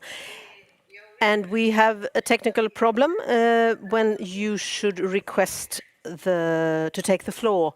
You can't use the 001 request to take the floor. You can't write that in the chat, as we said before. You have to write all panelists.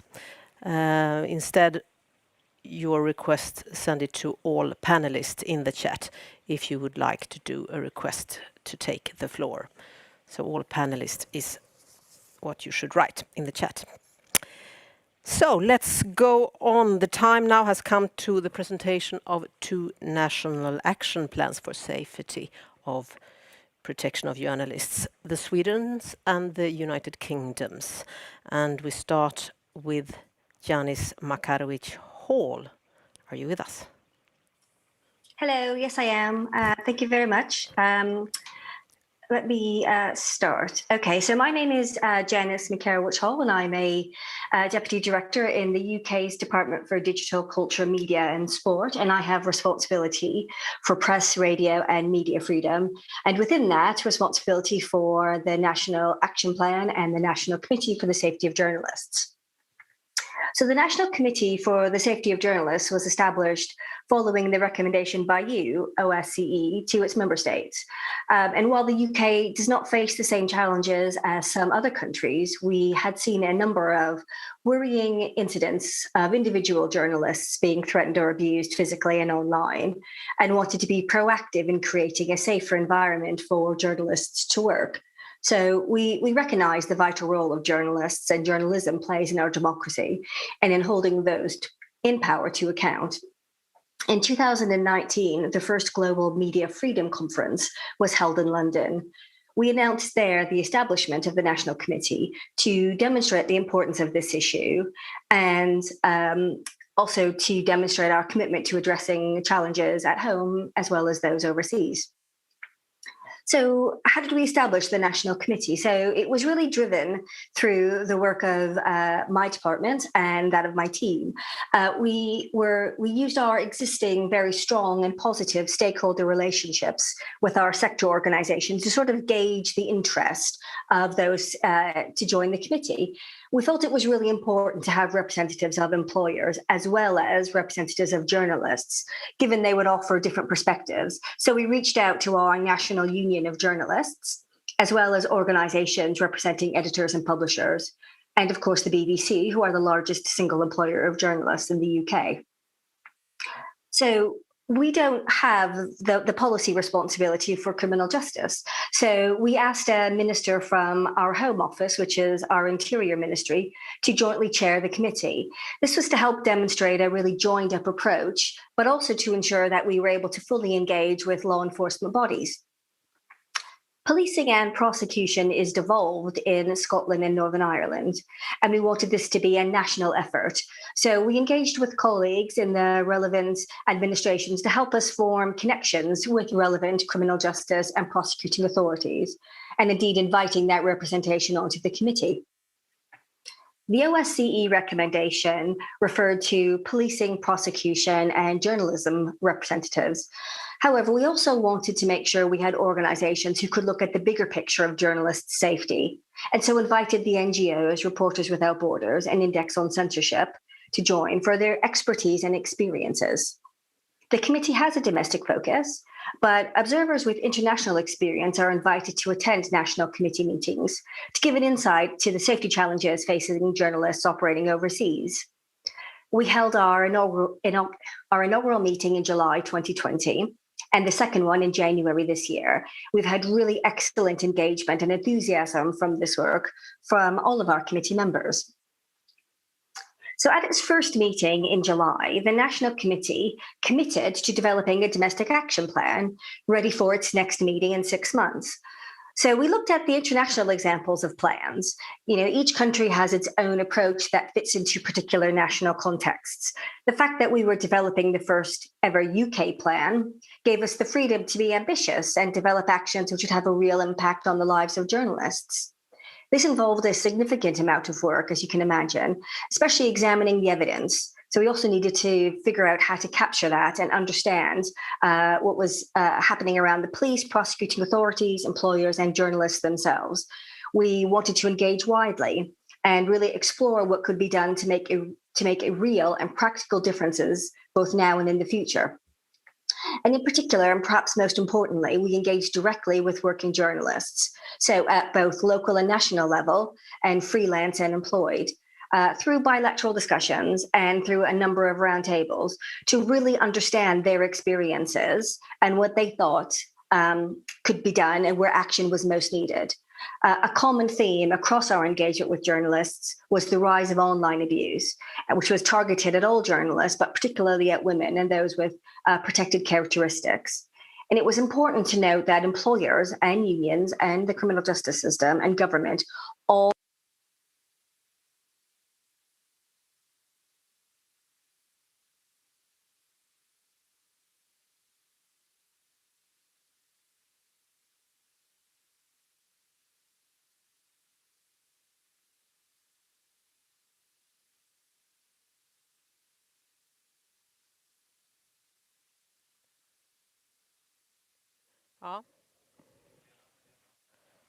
Yes, Janice, we can't hear you actually. We can see you, but we can't hear you.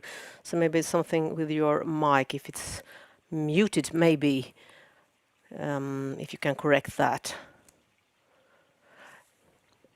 Maybe not. We do like this. We go further on, and then you can come back, Janice, to say the rest of what you had to say, because we have a technical problem, I think. So the UK action plan is quite new, as Janice mentioned, and in Sweden there has been an action plan for longer than that, about 3 years. I think it is Filippa Arvas Olsson. Welcome. Yes. 3 years. Thank you. Yeah, 4 years 4 almost. years, even 4 years. Yeah. You're a senior advisor, I should say, in the Swedish Ministry of Culture. Yes, correct. Working with media policies for many years. Yeah. Hello to everyone. Nice to be here. Yes, some reflections from Sweden and our action plan, which was decided in 2017. It's called Defending Free Speech. And well, the action plan in Sweden is, like Janice said, every country has its own challenges, and ours, of course, are very different from many other countries. And so our action plan is not directly about physical violence.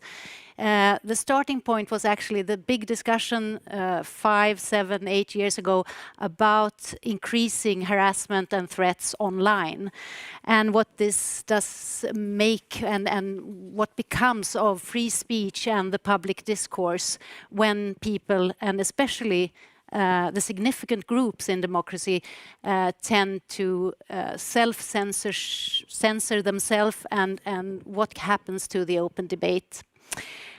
Sweden has, of course, been seen as quite a safe place for journalists, and I'd say that when we talked about the safety of journalists, we probably talked more about travels abroad to conflict zones, like Paul Hansen was talking about before this. But the discussion about what sort of violence or threats of violence online can entail became very intense, and the risk of this turning into physical violence.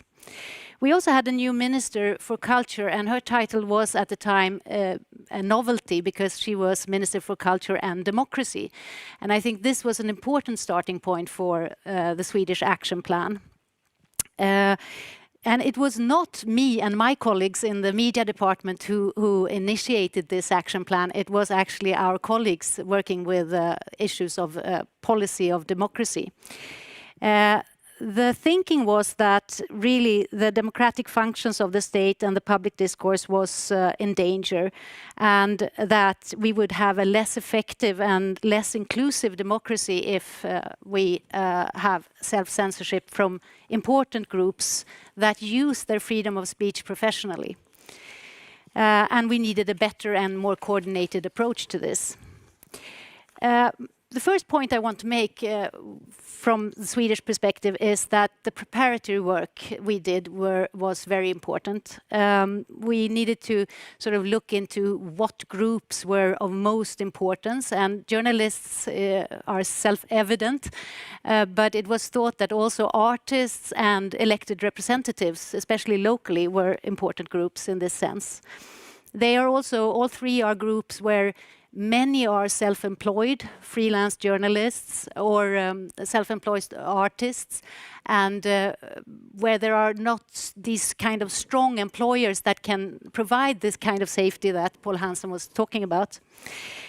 We had the statistics, of course, that 1 in 3 journalists had actually been exposed to threats the previous year, and also that 2 in 5 had avoided to report something or reported in a different way because of the threats that were felt. My second point to make, which is linked to the preparatory work, is the sort of the real importance of political leadership. What we felt that we needed, of course, further knowledge about the issues, but we also needed to ensure that there was an awareness raising in society about the issues of safety of journalists, and also a commitment from different relevant actors and groups. Actually, we had 2 ministers engaged, and they summoned roundtables with the different target groups. We had the Minister of Culture and the Ministry of Justice, and they jointly hosted these roundtables. And I think that was a very important sign to everyone that there was a real sort of political leadership in this work. The ministers also initiated quite a lot of public debate around this work. The third point I want to make is that an action plan in itself can actually be a very useful tool, an important tool. It is important to set joint priorities, and it is important to provide political direction, and this can be done in an action plan. And of course, an action plan can also identify and coordinate relevant actors. So the action plan was decided in 2017, and it included both ongoing and new initiatives. And this was, we were a little bit afraid about this at the ministry, that we were actually only gathering, or mostly gathering, already ongoing initiatives. But it turned out to be very important to do this in order to raise awareness and find sort of the real commitment. The plan includes knowledge-raising measures. It includes some support for those targeted and exposed to threats, and also awareness-raising and reforms, especially within the judicial system. The fourth point I want to make is really that it's extremely important to frame actions in a national context. And I think that my British colleague was talking about this. You need to see what needs to be done in the specific national context. In Sweden, quite small, but it turned out significant reforms within the justice systems was very important. The police created democracy and hate crime units after this initiative had been taken. We now have, I think, 4 regional such units, and it has turned out that it's much easier for journalists to report on hate, harassment, attempts to violence, and the police will take it more serious, will investigate further. The police also initiated internal training, and there was more focus on the safety of media houses, etc. There was also better cooperation between the police and the prosecutor's authority. A dialogue was established on these particular issues. And of course, a better dialogue between the target groups, the journalists, the artists, associations, and the political associations, and the police and prosecutors. The action plan has rolled on, and actually the year just last year, a commission of inquiry was put in place to look into the criminal law and see if it actually is providing sufficient protection for journalists. And this, I think, is actually a result of the action plan some years later. But of course, like the colleague from Serbia said, only so much can be done by the judicial system and by the criminal law, and you have to be realistic about the possibilities. But this commission of inquiry is working right now. It's led by a judge, and it has a large group of experts from the ministries, but also from media associations and journalists associations, etc. So just to sum up, the gains of the Swedish action plan is an obvious increased political focus on the safety of journalists and the functioning of journalists in a democratic society. And again, as Mr. Stamenkovic said, the state is reacting, and I think that is a very important message to send. There is a higher awareness in the judicial system and much more intense dialogue between media and the judicial authorities. Better knowledge of the issues and some targeted support, as I said. However, there are challenges, and we had a recent report from Lund University showing that there is quite a low trust still from journalists for the judicial system. 50% said that they had low or very low trust in the judicial system. And that, of course, comes from many crimes being investigated but not actually prosecuted.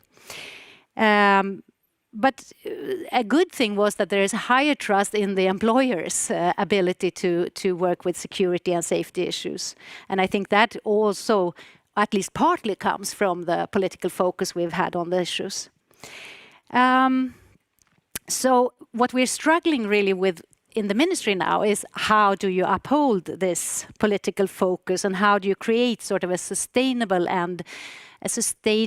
continuity in these issues.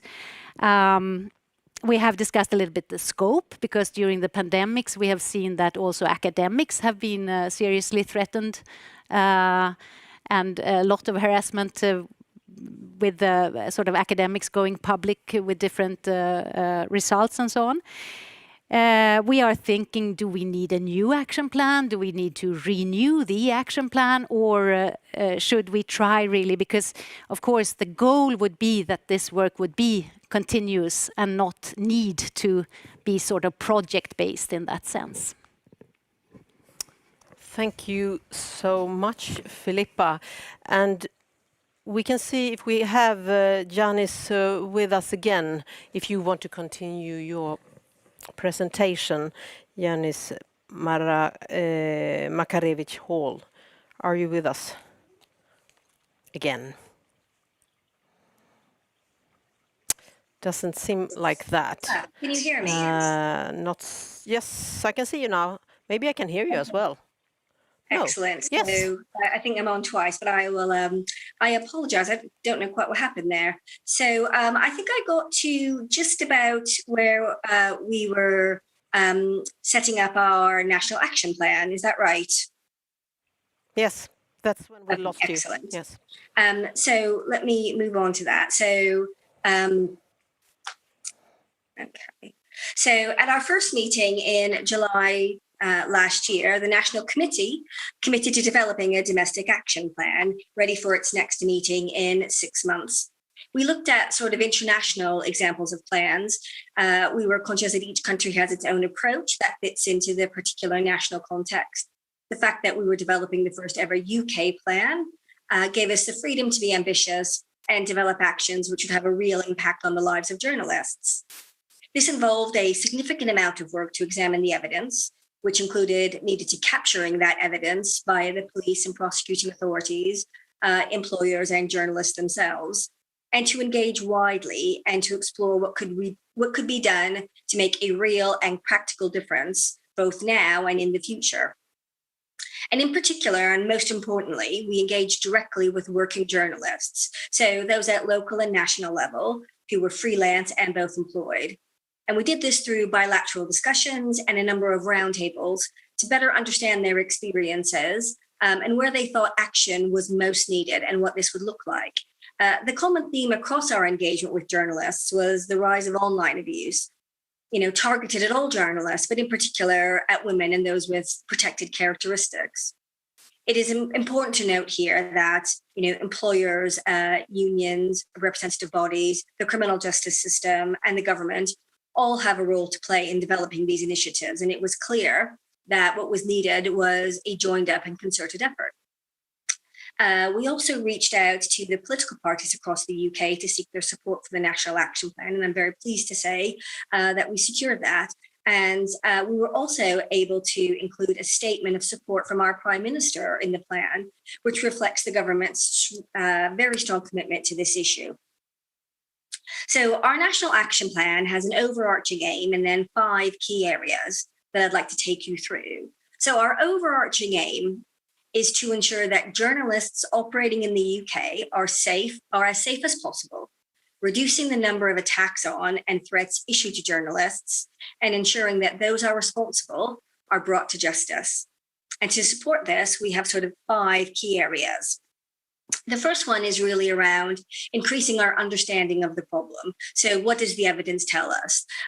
One of the things that we are about to do is launch a call for evidence, which will be targeted at journalists and people who work with journalists to understand their experiences with the police, the prosecutors, and their employers. We're also going to be doing an annual survey of journalists later on in the year. And this will be done jointly between my department, the National Union of Journalists, and the Society of Editors, to try to understand and get a baseline of what the issues are. Additionally, we're also keen to sort of learn from and share insights and best practice internationally.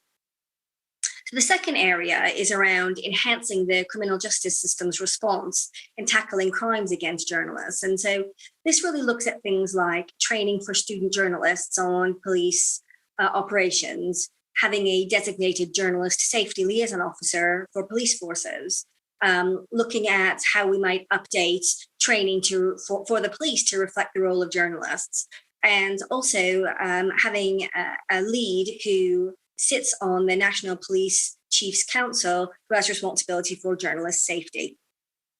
So the third thing was around improving the public recognition of the value of journalists. And the 2 key things I'd just like to pull out here are a publication of a media literacy strategy, which will really demonstrate the value of journalism and journalists. And also to highlight that during our Journalism Matters Week in November, we'll be highlighting that safety of journalists during that week.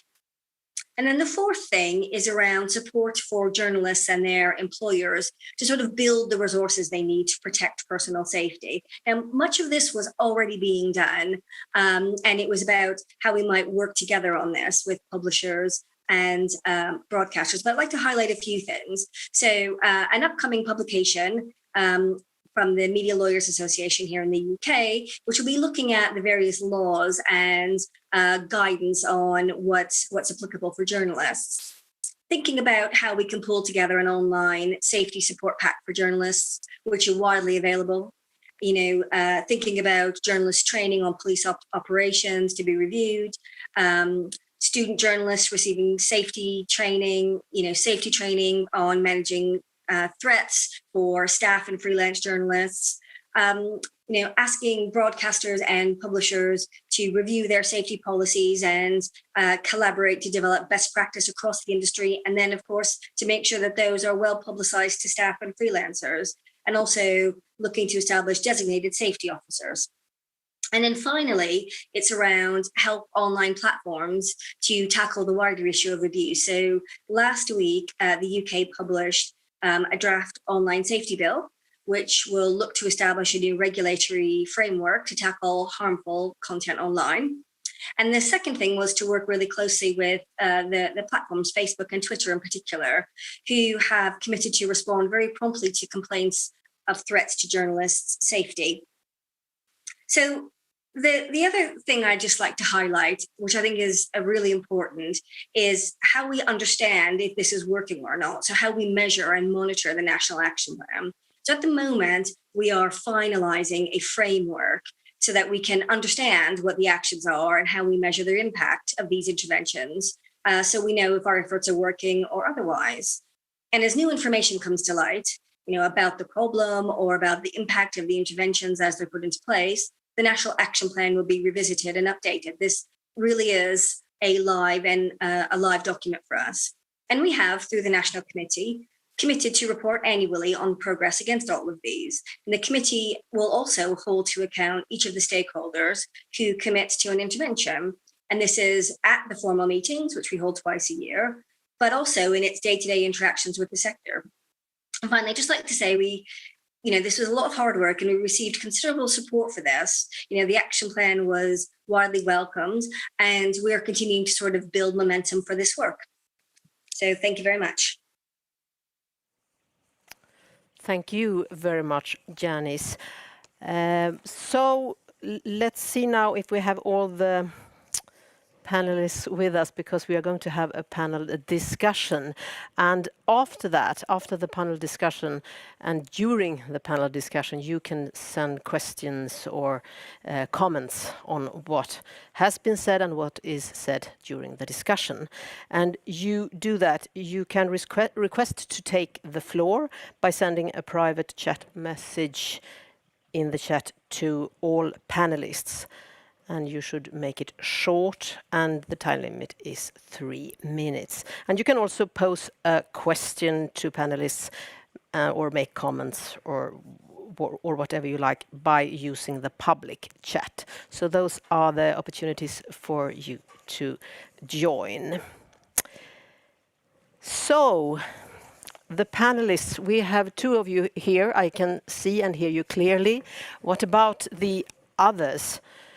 Branko, Tamara, and Janice, are you with us as well? Yes, you are. Very good. Yes, we are. we try first. We have it's not very scientific, but just to check sound and that we can hear you clearly. I ask a question and you do 5 or 10 or 1 or 2 with your fingers on a 1 to 10 scale. And the question is, how big is the problem with unsafety for journalists, media workers? 10 is it's very unsafe, and 1 is totally safe. So what would you say? How unsafe is it? Raise your hands so we can see them.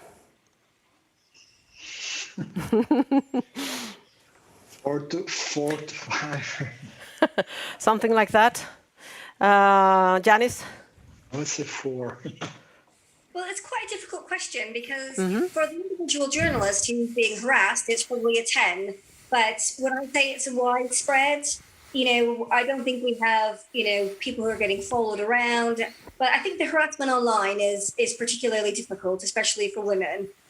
So it's hard for me to really quantify that. Yes, but you have to. All right, if I have to, I will do a classic civil service thing, go right down the middle and say it's probably a 5 overall. It's a 5, okay. And Filippa? So I say 4. 4, okay. And then, Paul, maybe the answer of this question, I don't know. What do you say? It's a very difficult question. I agree with Janice. Depending where you are, and who you are, and who you're with, and which situation, which take point, and whatever the crowd looks like. Yes. Between 1 and 10. Between 1 and 10? Yeah. Okay. Are you depending? Yes, have you become a diplomat? All of a sudden, have you become a diplomat all of a sudden? No. How you say it could be, you can be in one crowd, and it could be a 1, and 10 minutes later it could be a 10. And also, I could start on that one, because you said, Paul, and also you, Filippa, and I think some of the others, that it also depends on what if the state is with you or not, if you have the back from the state, and you said it's easy to be a Swede because you have the state. What is your other reaction of that? How important is that to have the state to hold the back of the journalists? Who would want to answer that one? Well, if I may, just briefly put a comment on it. Well, first of all, and I think we can agree on that it's impossible to create a completely safe environment for any profession out there, including the journalist profession. And the journalist profession itself is divided in, let's say, several layers. The colleague from Sweden who is basically a war reporter, of course, his level of the safety is always very in danger in the war areas.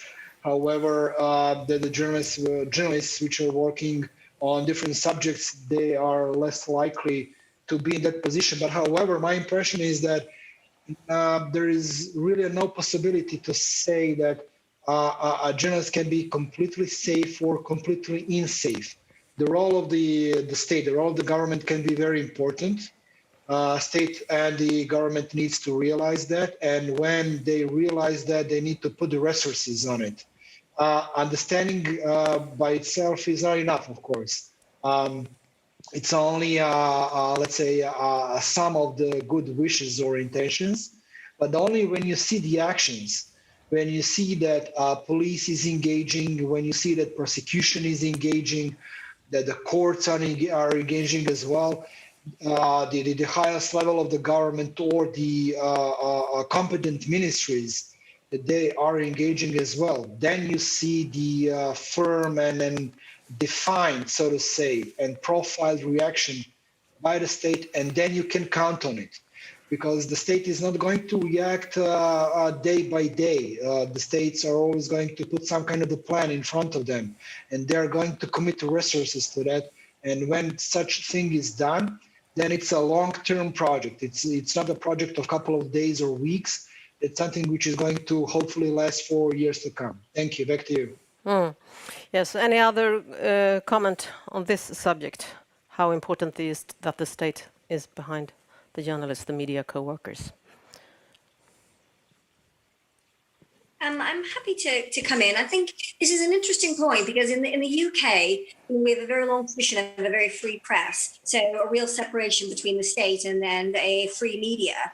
So, and we like to make sure, and then on both sides, it's very important that we maintain that. But equally, it is for the state who sets laws. And I think one of the things that we were particularly keen to our action plan was to try to elevate the importance of journalists and journalism in how they report and how they hold people to account and the role they play in our democracy. So I think it is important for us to be able to say that actually journalists, for simply doing their job, deserve to be treated with respect and deserve to be able to do that without fear of harassment or threats. We can broaden the question a little bit, but because it is about responsibility, who is responsible for getting the safe environment? Who has the responsible? Would you say that's a broader view on the same question? Tamara, what do you say? And deserve to be able to do that without fear of harassment or threats. We can broaden the question a little bit. Because it is. No, we can't hear you. Maybe there is a problem with the interpretation, I suppose. Meanwhile, anyone else who wants to take the question? Yeah, I was just thinking that trust of media and trust of journalism is part of this also. I mean, the theme of this conference is really how to regain or reinstate trust in media, and I think it's a joint responsibility actually from society to see to it that we don't have a political jargon that puts blame on media, and we have had, of course, that kind of tendencies the last few years, and I think that is very unfortunate. As the British colleague said, of course, we also in Sweden, we want to really be very firm on the separation between media and the state. But I think we all in society, in a democratic society, have a responsibility to talk about media, to talk about journalistic content in a way that sort of reinstates or at least is firm on the trust that we put in this. Yeah. Paul, also talking with the journalists would be a good thing. I think you think. What is your opinion? What would make it safer for you and for the colleagues out in the world that you meet? What is on the top 3 list to make it safer? The top 3 list. Yeah. There's, well, okay. Can I do sub lists? No, but basically what we're starting with is the concept of a healthy democracy protects journalism, because journalism is not, it's a business, of course, in many countries, and a profit gaining business, but it's also an important, I see journalism as the white blood cells of society's body. I mean, if there's, we are the eyes and ears of the public. And if we cannot agree on a common truth, a common starting point, there is really no healthy democracy, because the inhabitants or the voters of the democracy does not draw the conclusions they perhaps would have done if they would have known what's going on around them. So the basic 1, 2, 3 points are just keeping this alive, this thought that the press should be free. Just me sitting here in a government-organized event is in one way a little bit problematic. That's why I'm saying yes. it. But especially in Sweden, we had a discussion between the separation of the national media, which is within publicly financed, and the free press. So there is a lively discussion. I think I can sum it down to one point, that we should always have this communication, what constitutes the starting point of a free press, period. Okay. You were almost all of you were talking about collaboration, and it could be about action plans, strategies. If we stop there, action plans and strategies. How can you do that? Because there, as you said, I think, Philippe, and also Janice said, there are different countries with different possibilities. So how would collaboration, when it works as its best, how could that work? What do you say, Branko? Okay, thank you. Well, you first need to put some basic rules in front of the participants, meaning that kind of the project. And in our case, we had two authorities from the state side, as I said, the prosecution and the Ministry of the Interior, meaning the police. On the other hand, the journalists and media associations. And we put those rules in writing, so to say. It was that memorandum, which governed the basic operations which we are going to undertake, the working of the group itself, the basic set of the goals, the basic set of the activities which we are going to undertake. And after that, it developed furthermore. And as I said on the beginning of this panel, now that kind of the nucleus, which started 5-6 years ago, gave so many of the results. Not only that we are now going to talk about the adoption of the separate criminal act, which is going to only address the protection of the safety of the journalists in Serbia. Now we have a system of the on-call duty contact points in the prosecution, in all prosecution offices in Serbia, in all police directorates, which are on call 24/7 for the calls by the journalists, which feel that their safety is endangered. We have, as I said, the emergency phone out there with a public line for the journalists to call that phone and to receive a qualified, legal qualified aid or help for it. So the system is here in place. It's working. but that's the fruit, or those are the fruits of the starting points of the putting all of that on the paper and starting to work. So basically that's it in a nutshell. Back to you. Tamara, I do a new try with you. You were talking about dialogue platforms, and I wonder, what would you need to get a better dialogue, to get the cooperation with other countries to get forward? What would you wish?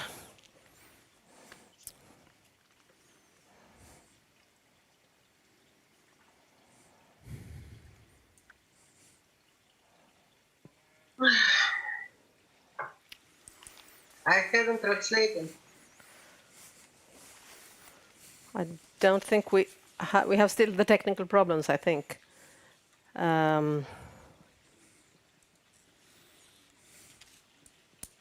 So we go further on then with Yanis and Filippa. If we could be a bit down to earth, because you said that there could be things that we could share and we should share.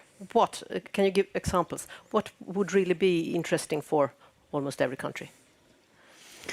Well, I think that sort of the points I tried to make is that I think the preparatory work to really look into your national context and see what is missing, what the dialogue of the preparatory work is extremely important. It's as important as the actual plan, I'd say. And I also think that this to see to it that you get the commitment from the relevant actors, and this can so much easier, it's much easier to do that if you have a political commitment and a political leadership.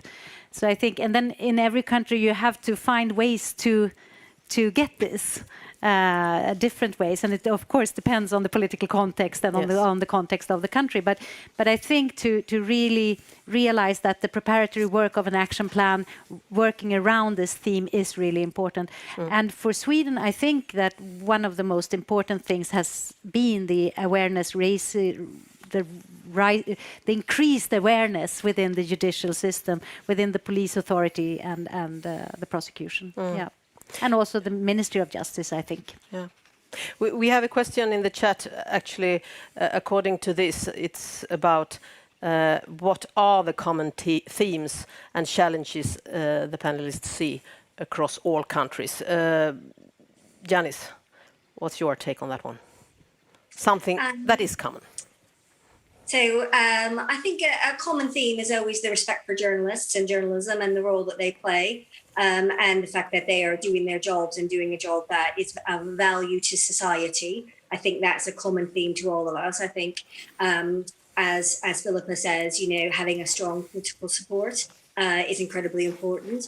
And I think the other theme I would just highlight is the fact that, this is not something that one partner can solve.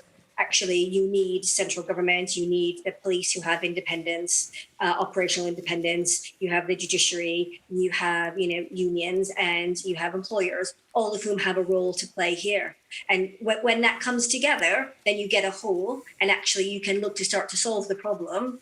But I think without that, or you don't have all of those people on board and understanding why this is an important issue, I think then it just becomes much more difficult. Commitments and plans and words themselves, they maybe don't do any change, maybe don't have any effect if you don't actually make them happen. You have to implement them, for example, the OSCE and other international commitments. So, and that's not always the case that it is getting implemented. How to make them much more implemented? What's your answer to that? Branko. I'm sorry, the studio was muted for a couple of seconds, so I didn't get your question. Can you repeat that, please? The question is the risk of that words in commitments, it's only words, it doesn't implement in a proper way. So what to do to get commitments more and better implemented all around the OSCE partners? Interesting question. My first response would be that the stakeholders, they need to engage people who really would like to commit to the work and to the tasks of the increasing the both security levels and awareness amongst the journalists, amongst the competent state authorities, but also amongst the citizens or the population of a certain country, about both on one hand the role of the journalism and the journalists, and on the other hand, what kind of the reaction is going to be by the state authorities if there is a breach of the security. My experience is that sometimes the parts of the citizens, the certain groups, they do not understand until they face the response of the state authorities what actually is going to happen if they interfere with the safety of the journalists. On the other hand, the expectations from journalist side can be sometimes too large, too big. Thinking that everything can be accomplished with strict safety agenda, or even with some additional agendas which are maybe connected to some other areas of the social life in some country. So commitment, right people in the right places, and sufficient resources for that. There is no country in the world which can put all of the resources to any task. But however, the sufficient resources would be enough, to have a sufficient level of the reaction in place. Back to you. Thank you. Janice, what is your opinion about this? How to get implementation even more effective? I mean, it's a good question, and what I would say is, it is one thing to put a plan together; it's another thing to actually make a difference. So.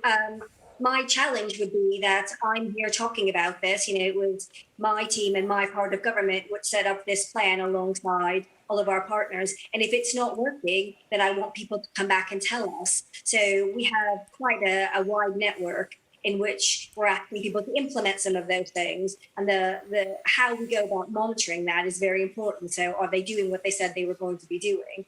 And I think if we're not making the right action, then we really need journalists and others to tell us that actually it's not been effective and the reasons why, because they're the ones that are you're facing this abuse on a daily basis, and whether or not that's changes in technology or changes in the way they engage with the police or their employers or indeed with central government.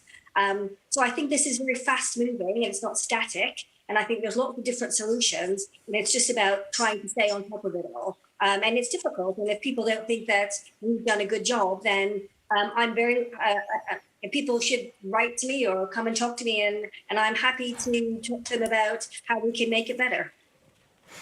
Okay, Filippa, your take on this one. Yeah, I mean, this is the big question, of course, always for all policy work. I mean, in the ministry, of course, we are doing policy work, and is it really effective, and what happens out there? I'd like to also go back to the notion that the state and media should be very separate in a sense, and also go back to that there is a certain result even by having just the words, because the words are sort of stating political leadership, stating that we do care from the state, but then the real action is very much some, of course, authorities like the judicial system. We can also give money to certain organizations, NGOs that could provide support and help desks, which we have done for journalists that have actually encountered problematic harassment and so on. But we need to stay out also. We need to see to it that journalists, the media representatives and organizations and others are working, and we can help with the political commitment, we can help with some resources, we can help with our words, but work really needs to be done at a different level. And you could see, I mean, the international organizations make their plans. It's important to take it down on the national level. You might need to take it down in the media industry on that level, or in a certain newspaper or a broadcaster and so on, and in organizations. And we all need to do our part. So, sort of. And another level is the gender level, we could say. Paul, of course, it's bad enough you're threatened and harassed in your daily work, not daily, but quite a few times. But if you compare to your female colleagues, what is the difference? You're asking the man this question. Yes, I do, because I have no I'm myself. But well,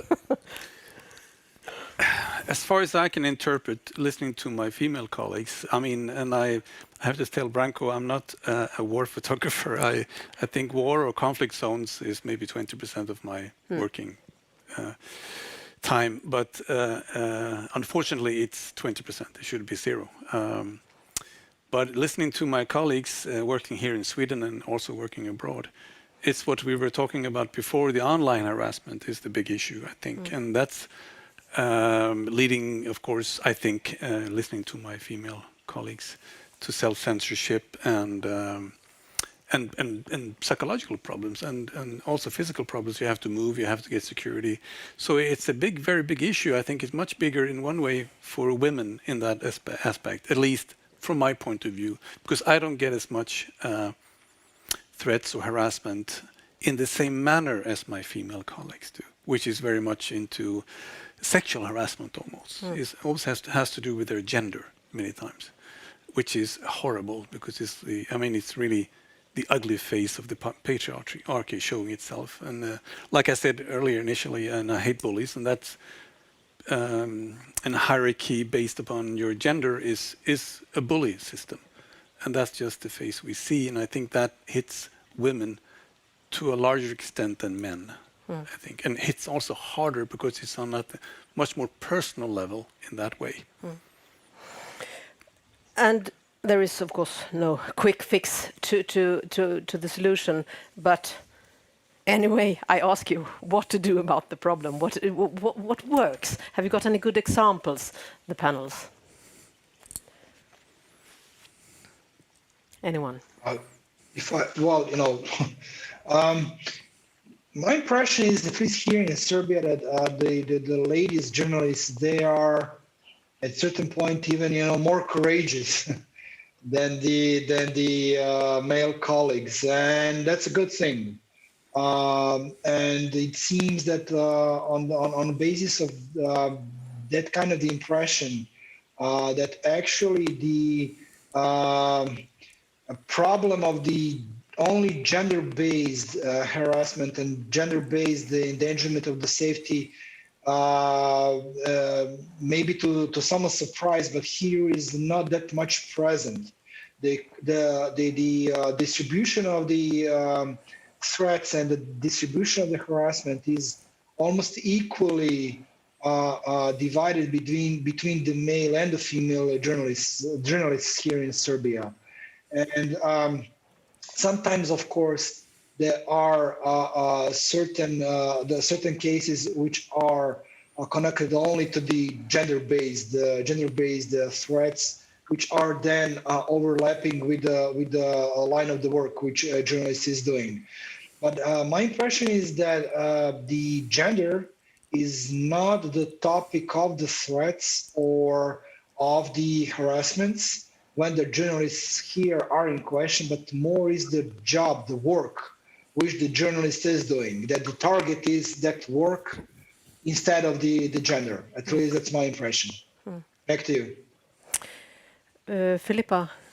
Yeah, I didn't mention that, but this discussion about the vulnerability of female journalists was actually part of what started our work. There were two very much discussed television programs some 10 years ago, 8 years ago, something, about where sort of female journalists showed what kind of comments they get and this kind of sexualized. And I agree with Branko that when we look into it in Sweden, we don't see that women journalists are more targeted with harassment or threats, but it's a different kinds of threats, and they are more personalized and in that sense more difficult to cope with. So part of the work we have done has been because we saw this problem. Yes, and have you seen any results of that work?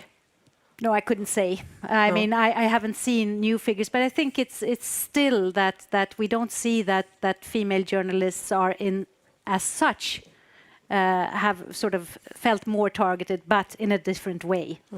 So. And what about the situation in the UK, Janice? I would just agree, in particular with Paul. It was very articulating when he talked about the problems. We've certainly spoken to a lot of female journalists, and we understand that their harassment is different, and it's much more personal, and it's particularly vitriolic about them, which you don't get quite when it's male journalists. I mean, we've recognised this in our plan, and it is one of those things that it is very difficult to sort of think about what initiative we need to do to tackle that particular issue. But it's one of those things that we continue to talk about. We really acknowledge that this exists, and we're really keen to work with our female journalists to find a solution or ways in which we might be able to mitigate it. But I agree, it is very difficult. Okay, thank you. We will have a discussion with all of you in the audience. If you want to, you can raise questions, and you can also ask for taking the floor. You post a message in the chat to all panelists if you want to do that. And you can also write questions in the chat as well. It's soon time for letting you in the discussion. But first, Paul, shooting the messenger is not a new phenomenon. No. I mean, the one who delivers and reveals things, you want to get shot. So what's the difference today if you compare it to, say, 10, 15 years ago? Basically, there's no difference. I mean, threat is a threat. The underlying reasons for threatening us is the same in the war in Bosnia when I worked there, or if I was in Iraq, a couple of years ago. It's to silence us, and the methods they do it change somewhat. The big difference from then and now is, of course, the internet. I mean, like we talk about with Janice, and the speed and the intimacy that gives people have platforms to communicate they did not have before, which makes the tool of the internet, social platform, etc., so much more potent now. So for me, working as a journalist in the field, a statement, this has happened to me, a statement made in Stockholm by a person in power can have very serious consequences for me 45 minutes later in Ramallah. And I have no clue what's going on because somebody said something and it's misinterpreted. It's like the whispers game. So it creates a society that's kind of an echo chamber of, forgive me for saying it, stupidity, shallowness, anti-intellectualism. And in this echo chamber of whatever you call it, fake news, fake information, disinformation, it's a big thriving ground for all these conspiracy theories. And that I didn't see before, that people have a totally, in my sense, warped view on reality. And that can create some serious effects on security issues because you're not on the same planet sometimes when you talk to people. And I don't really realize that all the time, which bubbles people live in, information-wise.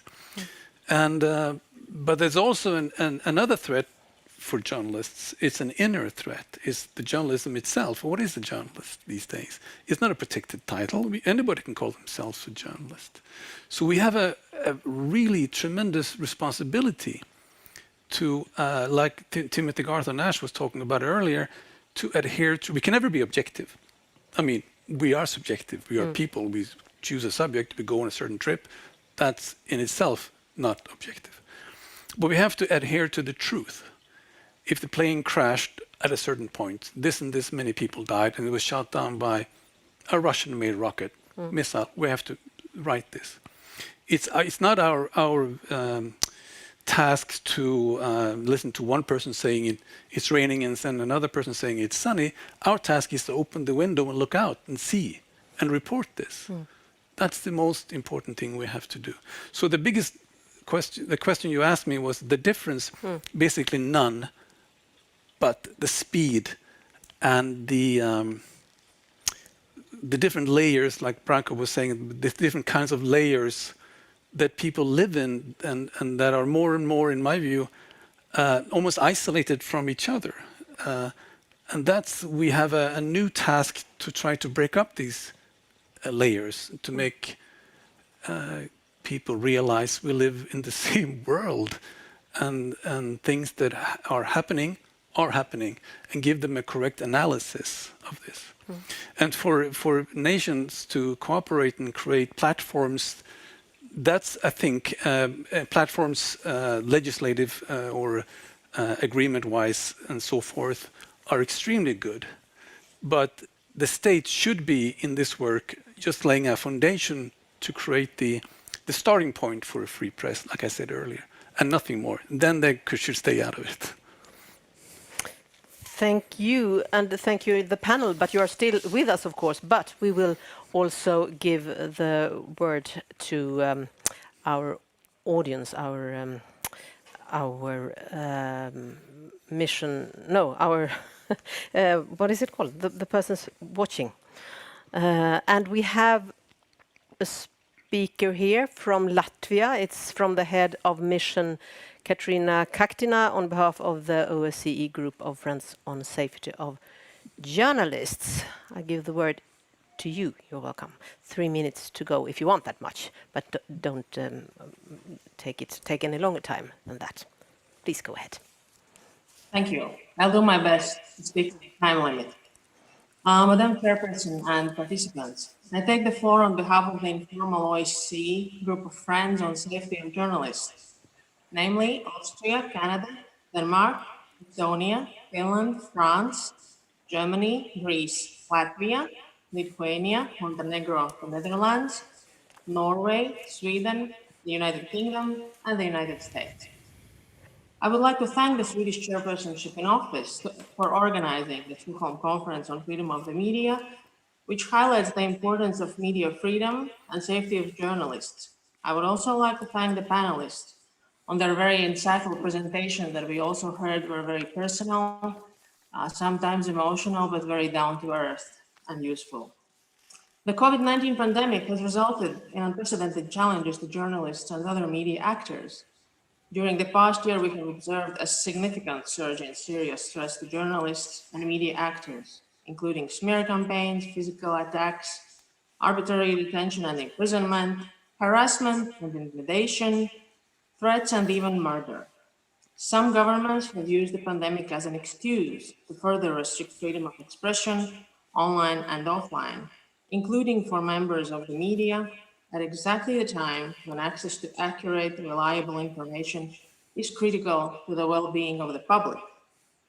As highlighted in the Milan decision adopted in 2018, the ability of journalists to carry out their work under safe conditions without fear of being subjected to repression, abuse, and violence is a key condition to freedom of expression and media freedom.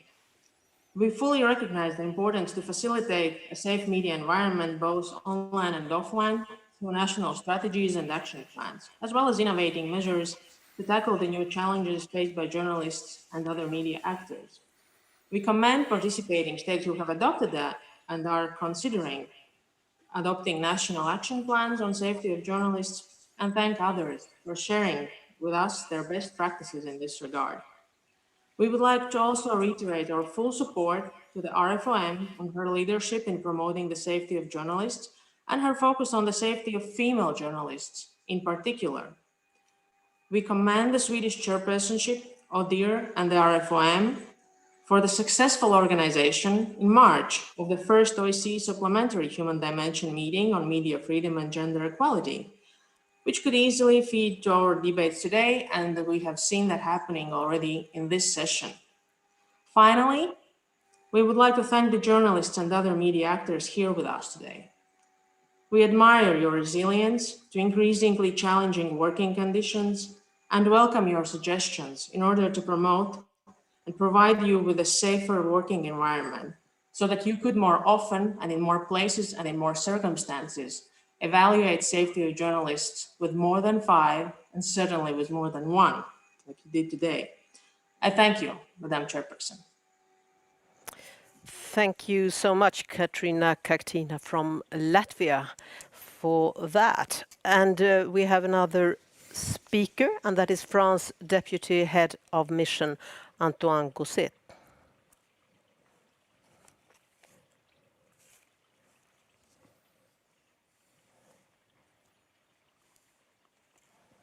So we have another speaker, I think, Antoine Gosset wanted to have requested to take the floor. Let's see if we can hear you. Yes. Yes. I guess that now you can hear Welcome. me. Okay, so at the outset, I would like also to join the previous speaker to sincerely thank the Swedish chairpersonship for organizing the Stockholm Conference on Media Freedom. Our thanks also go to all the panelists. Since the adoption of the press law in 1881, France has enshrined freedom of expression and freedom of the press in its legal framework as a safeguard for democracy. This framework has been gradually adapted in order to regulate these freedoms beyond the rules, in connections with respect for the person, the protection of minors, or invasion of privacy. These legal developments have enabled French law to recognize the offenses of insult, racist defamation, and denial of crimes against humanity, and to better respond to the new challenges posed by the digital era. At the end of 2020, the French Prime Minister appointed an independent commission composed of 15 independent experts to account for the relationships between the press and the police. In its report released 2 weeks ago, on May the 3rd, the Commission has proposed concrete and operational measures to improve the relations between them during demonstrations, as well as to foster daily interactions. As a follow-up, the Prime Minister tasked the Minister of the Interior and the Minister of Culture to jointly initiate the work to implement all these recommendations. A monitoring committee has also been set up, bringing together representatives of the press and the police and members of the above-mentioned commission. This committee will be rolled out at local level through ad hoc bodies for dialogue, which will discuss the specific constraints of each profession and promote better mutual understanding in order to achieve a more peaceful working relationship. Through its diplomatic action, France has largely contributed to the establishment of a solid normative framework, in particular through UN Security Council Resolution 1738 and 2222, respectively on the prevention of acts of violence against journalists and media workers in armed conflicts, and on the fight against impunity for the perpetrators of crimes against journalists, as well as on the particular threat posed by terrorist groups. We have also initiated positive legislative changes in France and in Europe on a range of other rights related to media freedom to ensure, among other things, fair remuneration of media by major digital platforms. France launched the so-called Initiative on Information and Democracy on 26 September 2019 in New York. This initiative aims to mobilize states, media workers, digital platforms, and civil society to promote the regulation of the global information space through the adoption of national and international legal frameworks. It is also meant to encourage the exercise of freedom of opinion and expression and access to free, pluralistic, and reliable information in the context of increased information, manipulation, and the growing influence of systemic digital platforms. As of today, this initiative is supported by 42 states. Finally, through its national initiatives and together with its European and international partners, at the UN in New York and Geneva, the UNESCO in Paris, the OSCE in Vienna, and the Council of Europe in Strasbourg, France works to defend media pluralism and independence, the right to inform or be informed, and the ability to express critical views, both online and offline, which are essential to democratic debate. Thank you for your attention. Thank you, the France delegation, Antoine Gosset. And from the France delegation, we go to the Lithuanian delegation and Dangira West. And remember, the 3-minute is what you have to, the time limit. So, Dangira West, are you with us?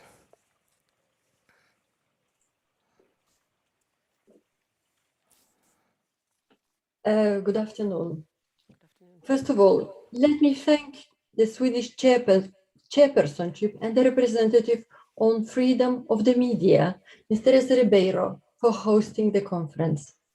It provides an occasion to reiterate our conviction that free, diverse, and independent media is fundamental to building fair and impartial institutions, speaking truth to power, and holding leaders accountable. The commitment of states to establish a favorable environment for free and independent media must be upheld vigorously. Lithuania is committed to ensure a safe, enabling environment for media and to promote the safety of journalists. Lithuania is taking an active part in encouraging the advancement of international commitments related to the right to freedom of expression, as well as international standards on the safety of journalists and other media actors. Regrettably, in spite of the international commitments, some participating states fall short of promoting a safe and enabling environment for journalists to perform their work safely, independently, and without undue interference or influence. Too often, journalists and media actors across our region are subjected to human rights violations and abuses. Journalists and other media actors face torture, enforced disappearance, arbitrary arrest, detention and expulsion, intimidation, harassment, and threats. The most appalling situation presents itself when state authorities deliberately repress free media and specifically targets independent journalists in order to suppress any critical voice. In some participating states, the shrinking space for freedom of expression and the increasing number of threats, violence, as well as fear of arbitrary persecution is driving journalists and other media actors to work underground, force them into exile, or abandon journalism altogether. We regret that even as we speak today, journalists are arrested and imprisoned in Belarus. Independent websites, including tut.by, are blocked, leaving the country with nearly no free media. Lithuania has committed itself to offer support to threatened individuals, especially journalists. In recent years, Lithuania has provided political asylum and protection to a significant number of journalists and media actors, mostly coming from Belarus and Russia. We will do our utmost to ensure a safe working environment for those who are unable to perform their job in their own countries. However, such situations should only be a temporary solution. Therefore, we will continue arguing that it is the duty of free media and journalists to report on issues of public interest and act as a watchdog, and it is the obligation of the state authorities to ensure they can do so in an atmosphere free of fear and intimidation. Thank you very much. Thank you very much, Dangira West from the Lithuanian delegation. And we turn on, there is another delegation, it's the one from Germany. And the speaker is Ambassador Gesa Bräutigam. From the German delegation, Gesa Bräutigam, let's hear what you have to say.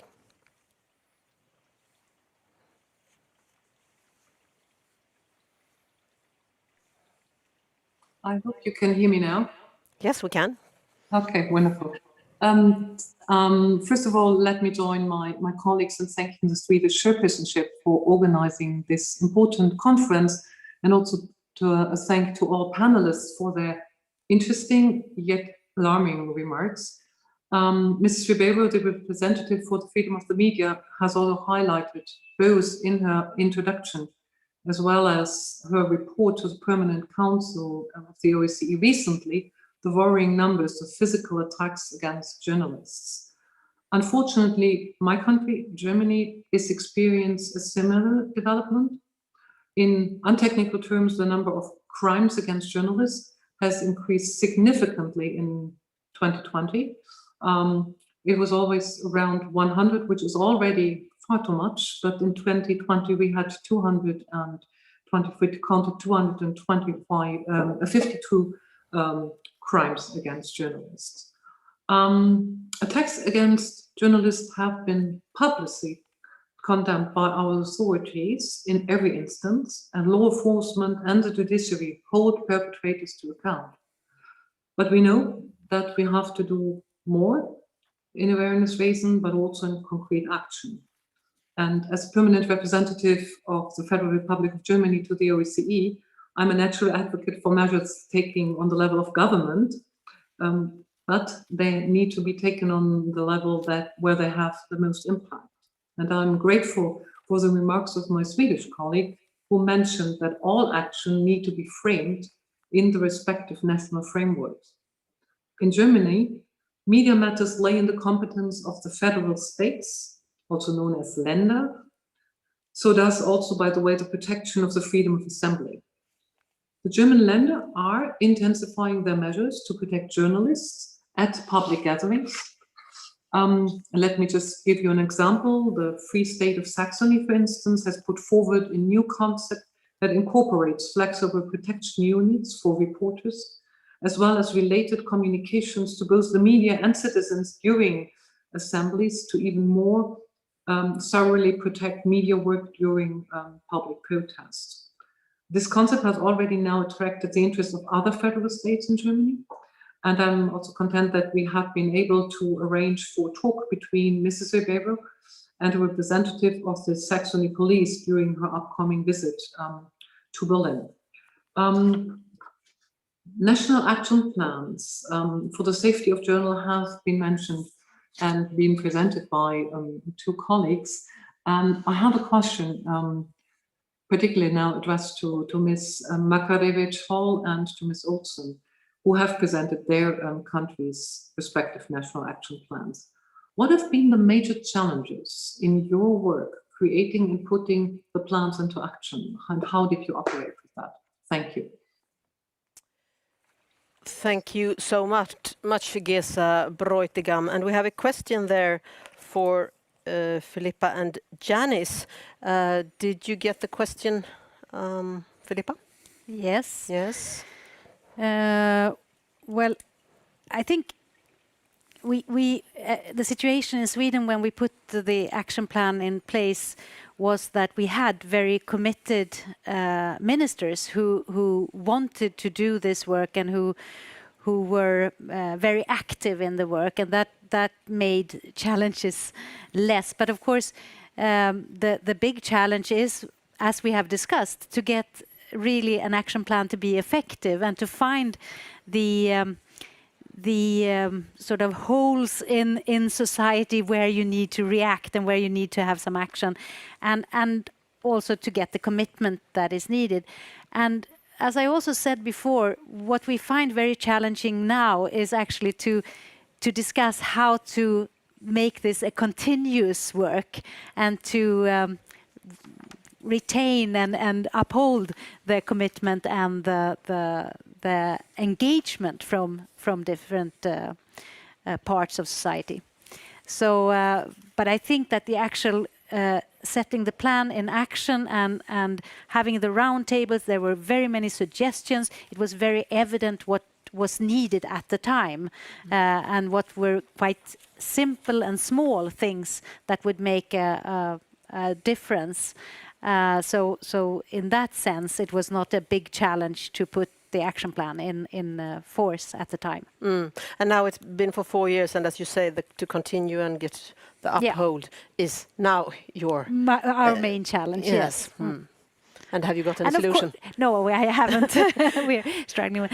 But of course, like our colleague from the UK said, that you really have to sort of keep the dialogue going, and also the dialogue in order to monitor what actually happens and if what you do is effective. Some kind of measurement. Janice, the question was also for you. Yes, thank you. So I think our biggest challenge was understanding the evidence. So it was very difficult. We didn't quite know what the scale of the problem was and where the problem was. So if you went to talk to the police, they would say, nobody's coming forward to say, reporting these crimes, therefore we can't take them to be prosecuted. And is that because the crimes weren't happening, or people were just didn't have the confidence in which to go, or they thought it was just part of their job? So that was a really big challenge for us to sort of understand what the evidence was telling us, and therefore making sure you have an intervention that actually deals with the problem. And then added to that, sort of understanding that scale of the problem. How wide does it go? How deep does it go? Is it physical? Is it online? Those things are quite different, and how you might treat them. I think the other thing I would say is very similar to Philippa, is we had a lot of sort of political support for this, and we actually had quite a lot of support actually within the industry, but it does take a lot of work, and you have to work on it. It's not static. You cannot just say at this point in time we will do this and we will solve this problem, because things are evolving, things are changing. So our action plan is very new. We only published in March. So actually the challenge will be to understand, are we making that different? And if so, how? And I think that will actually be as big a challenge as how we actually developed the plan in the first place. Thank you.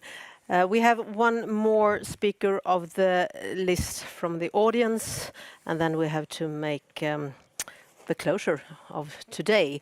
But first, we will listen to Natasha Melidodi from Malta.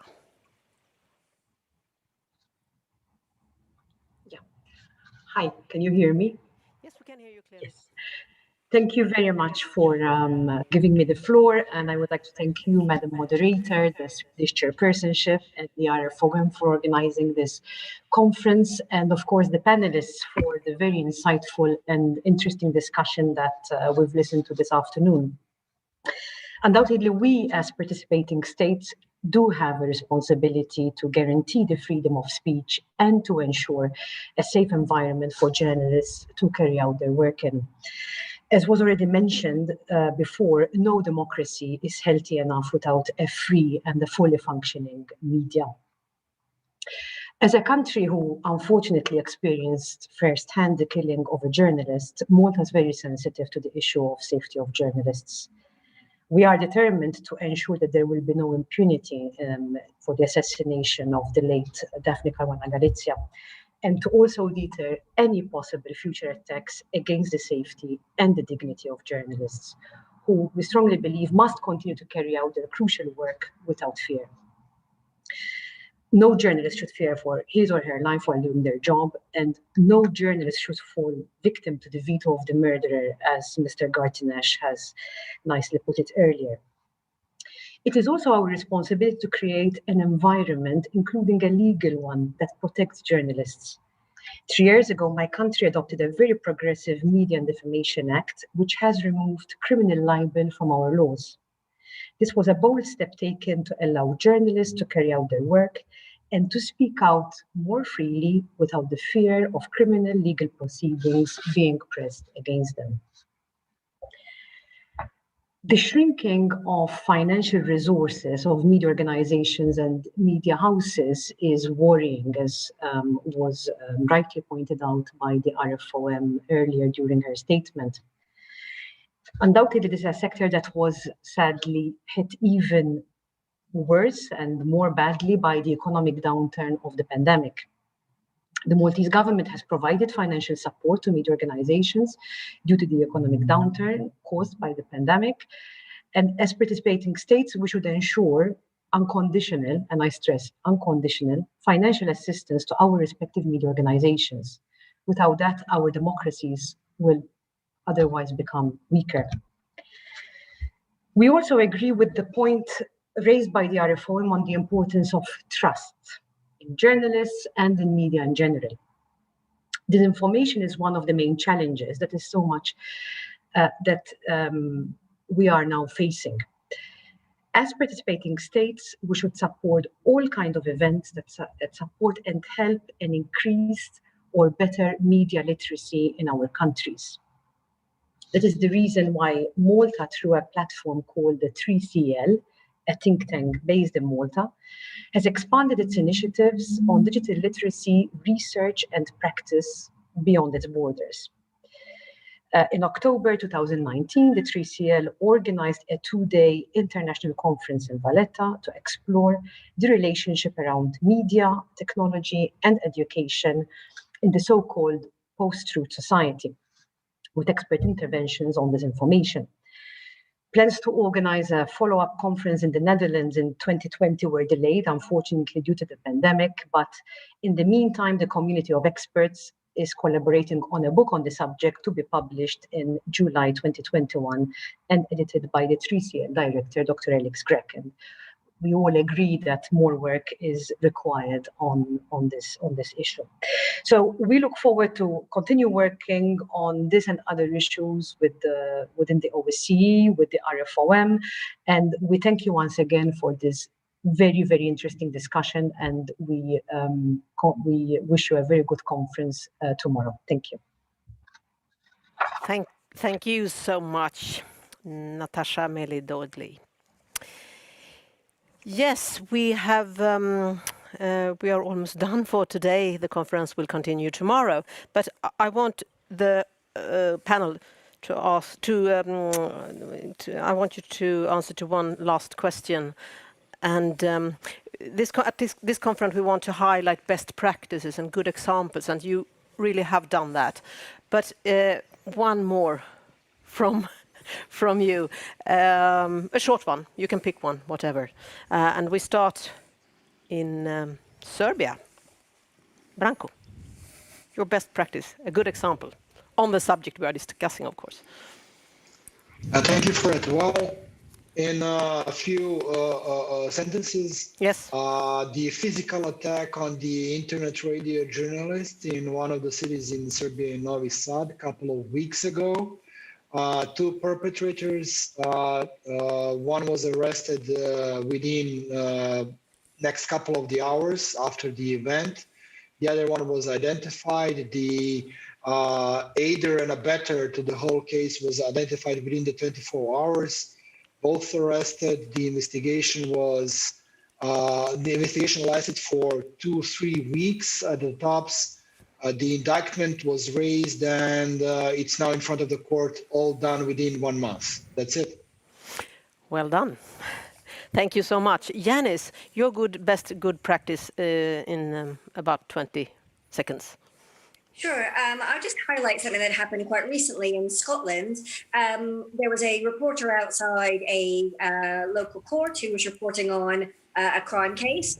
They were getting harassed by members of the people related to the criminals. They were able to go to their police, who has a designated safety liaison officer, who was able to put in extra patrols, give them some extra support, give them some guidance on what they should do, and was able to sort of warn off those people. So the journalist was able to do their job and felt much safer. So that's a real action in practice. Thank you so much, Filippa.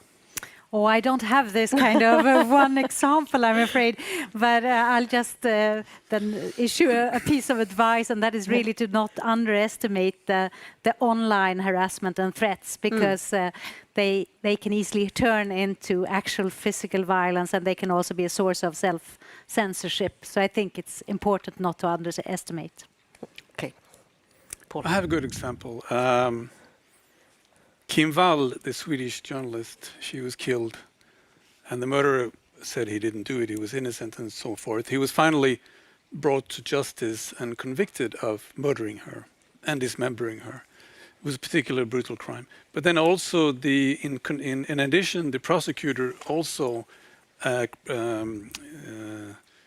prosecuted him for killing a working journalist, because she was on assignment when she did this, and that gave him a much harsher punishment. I think that's a really good example of attacking a journalist or targeting a journalist in whichever manner you do it should carry a harsher sentence, I think. So that's a good example. Yes, it is. Thank you so much. Thank you, the panel, for today, and thank you all delegates for today.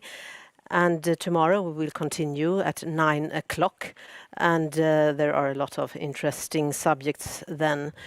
Among the topics tomorrow, a pluralistic media environment, transparency of public authorities, and the role of media in the democratic process, including elections.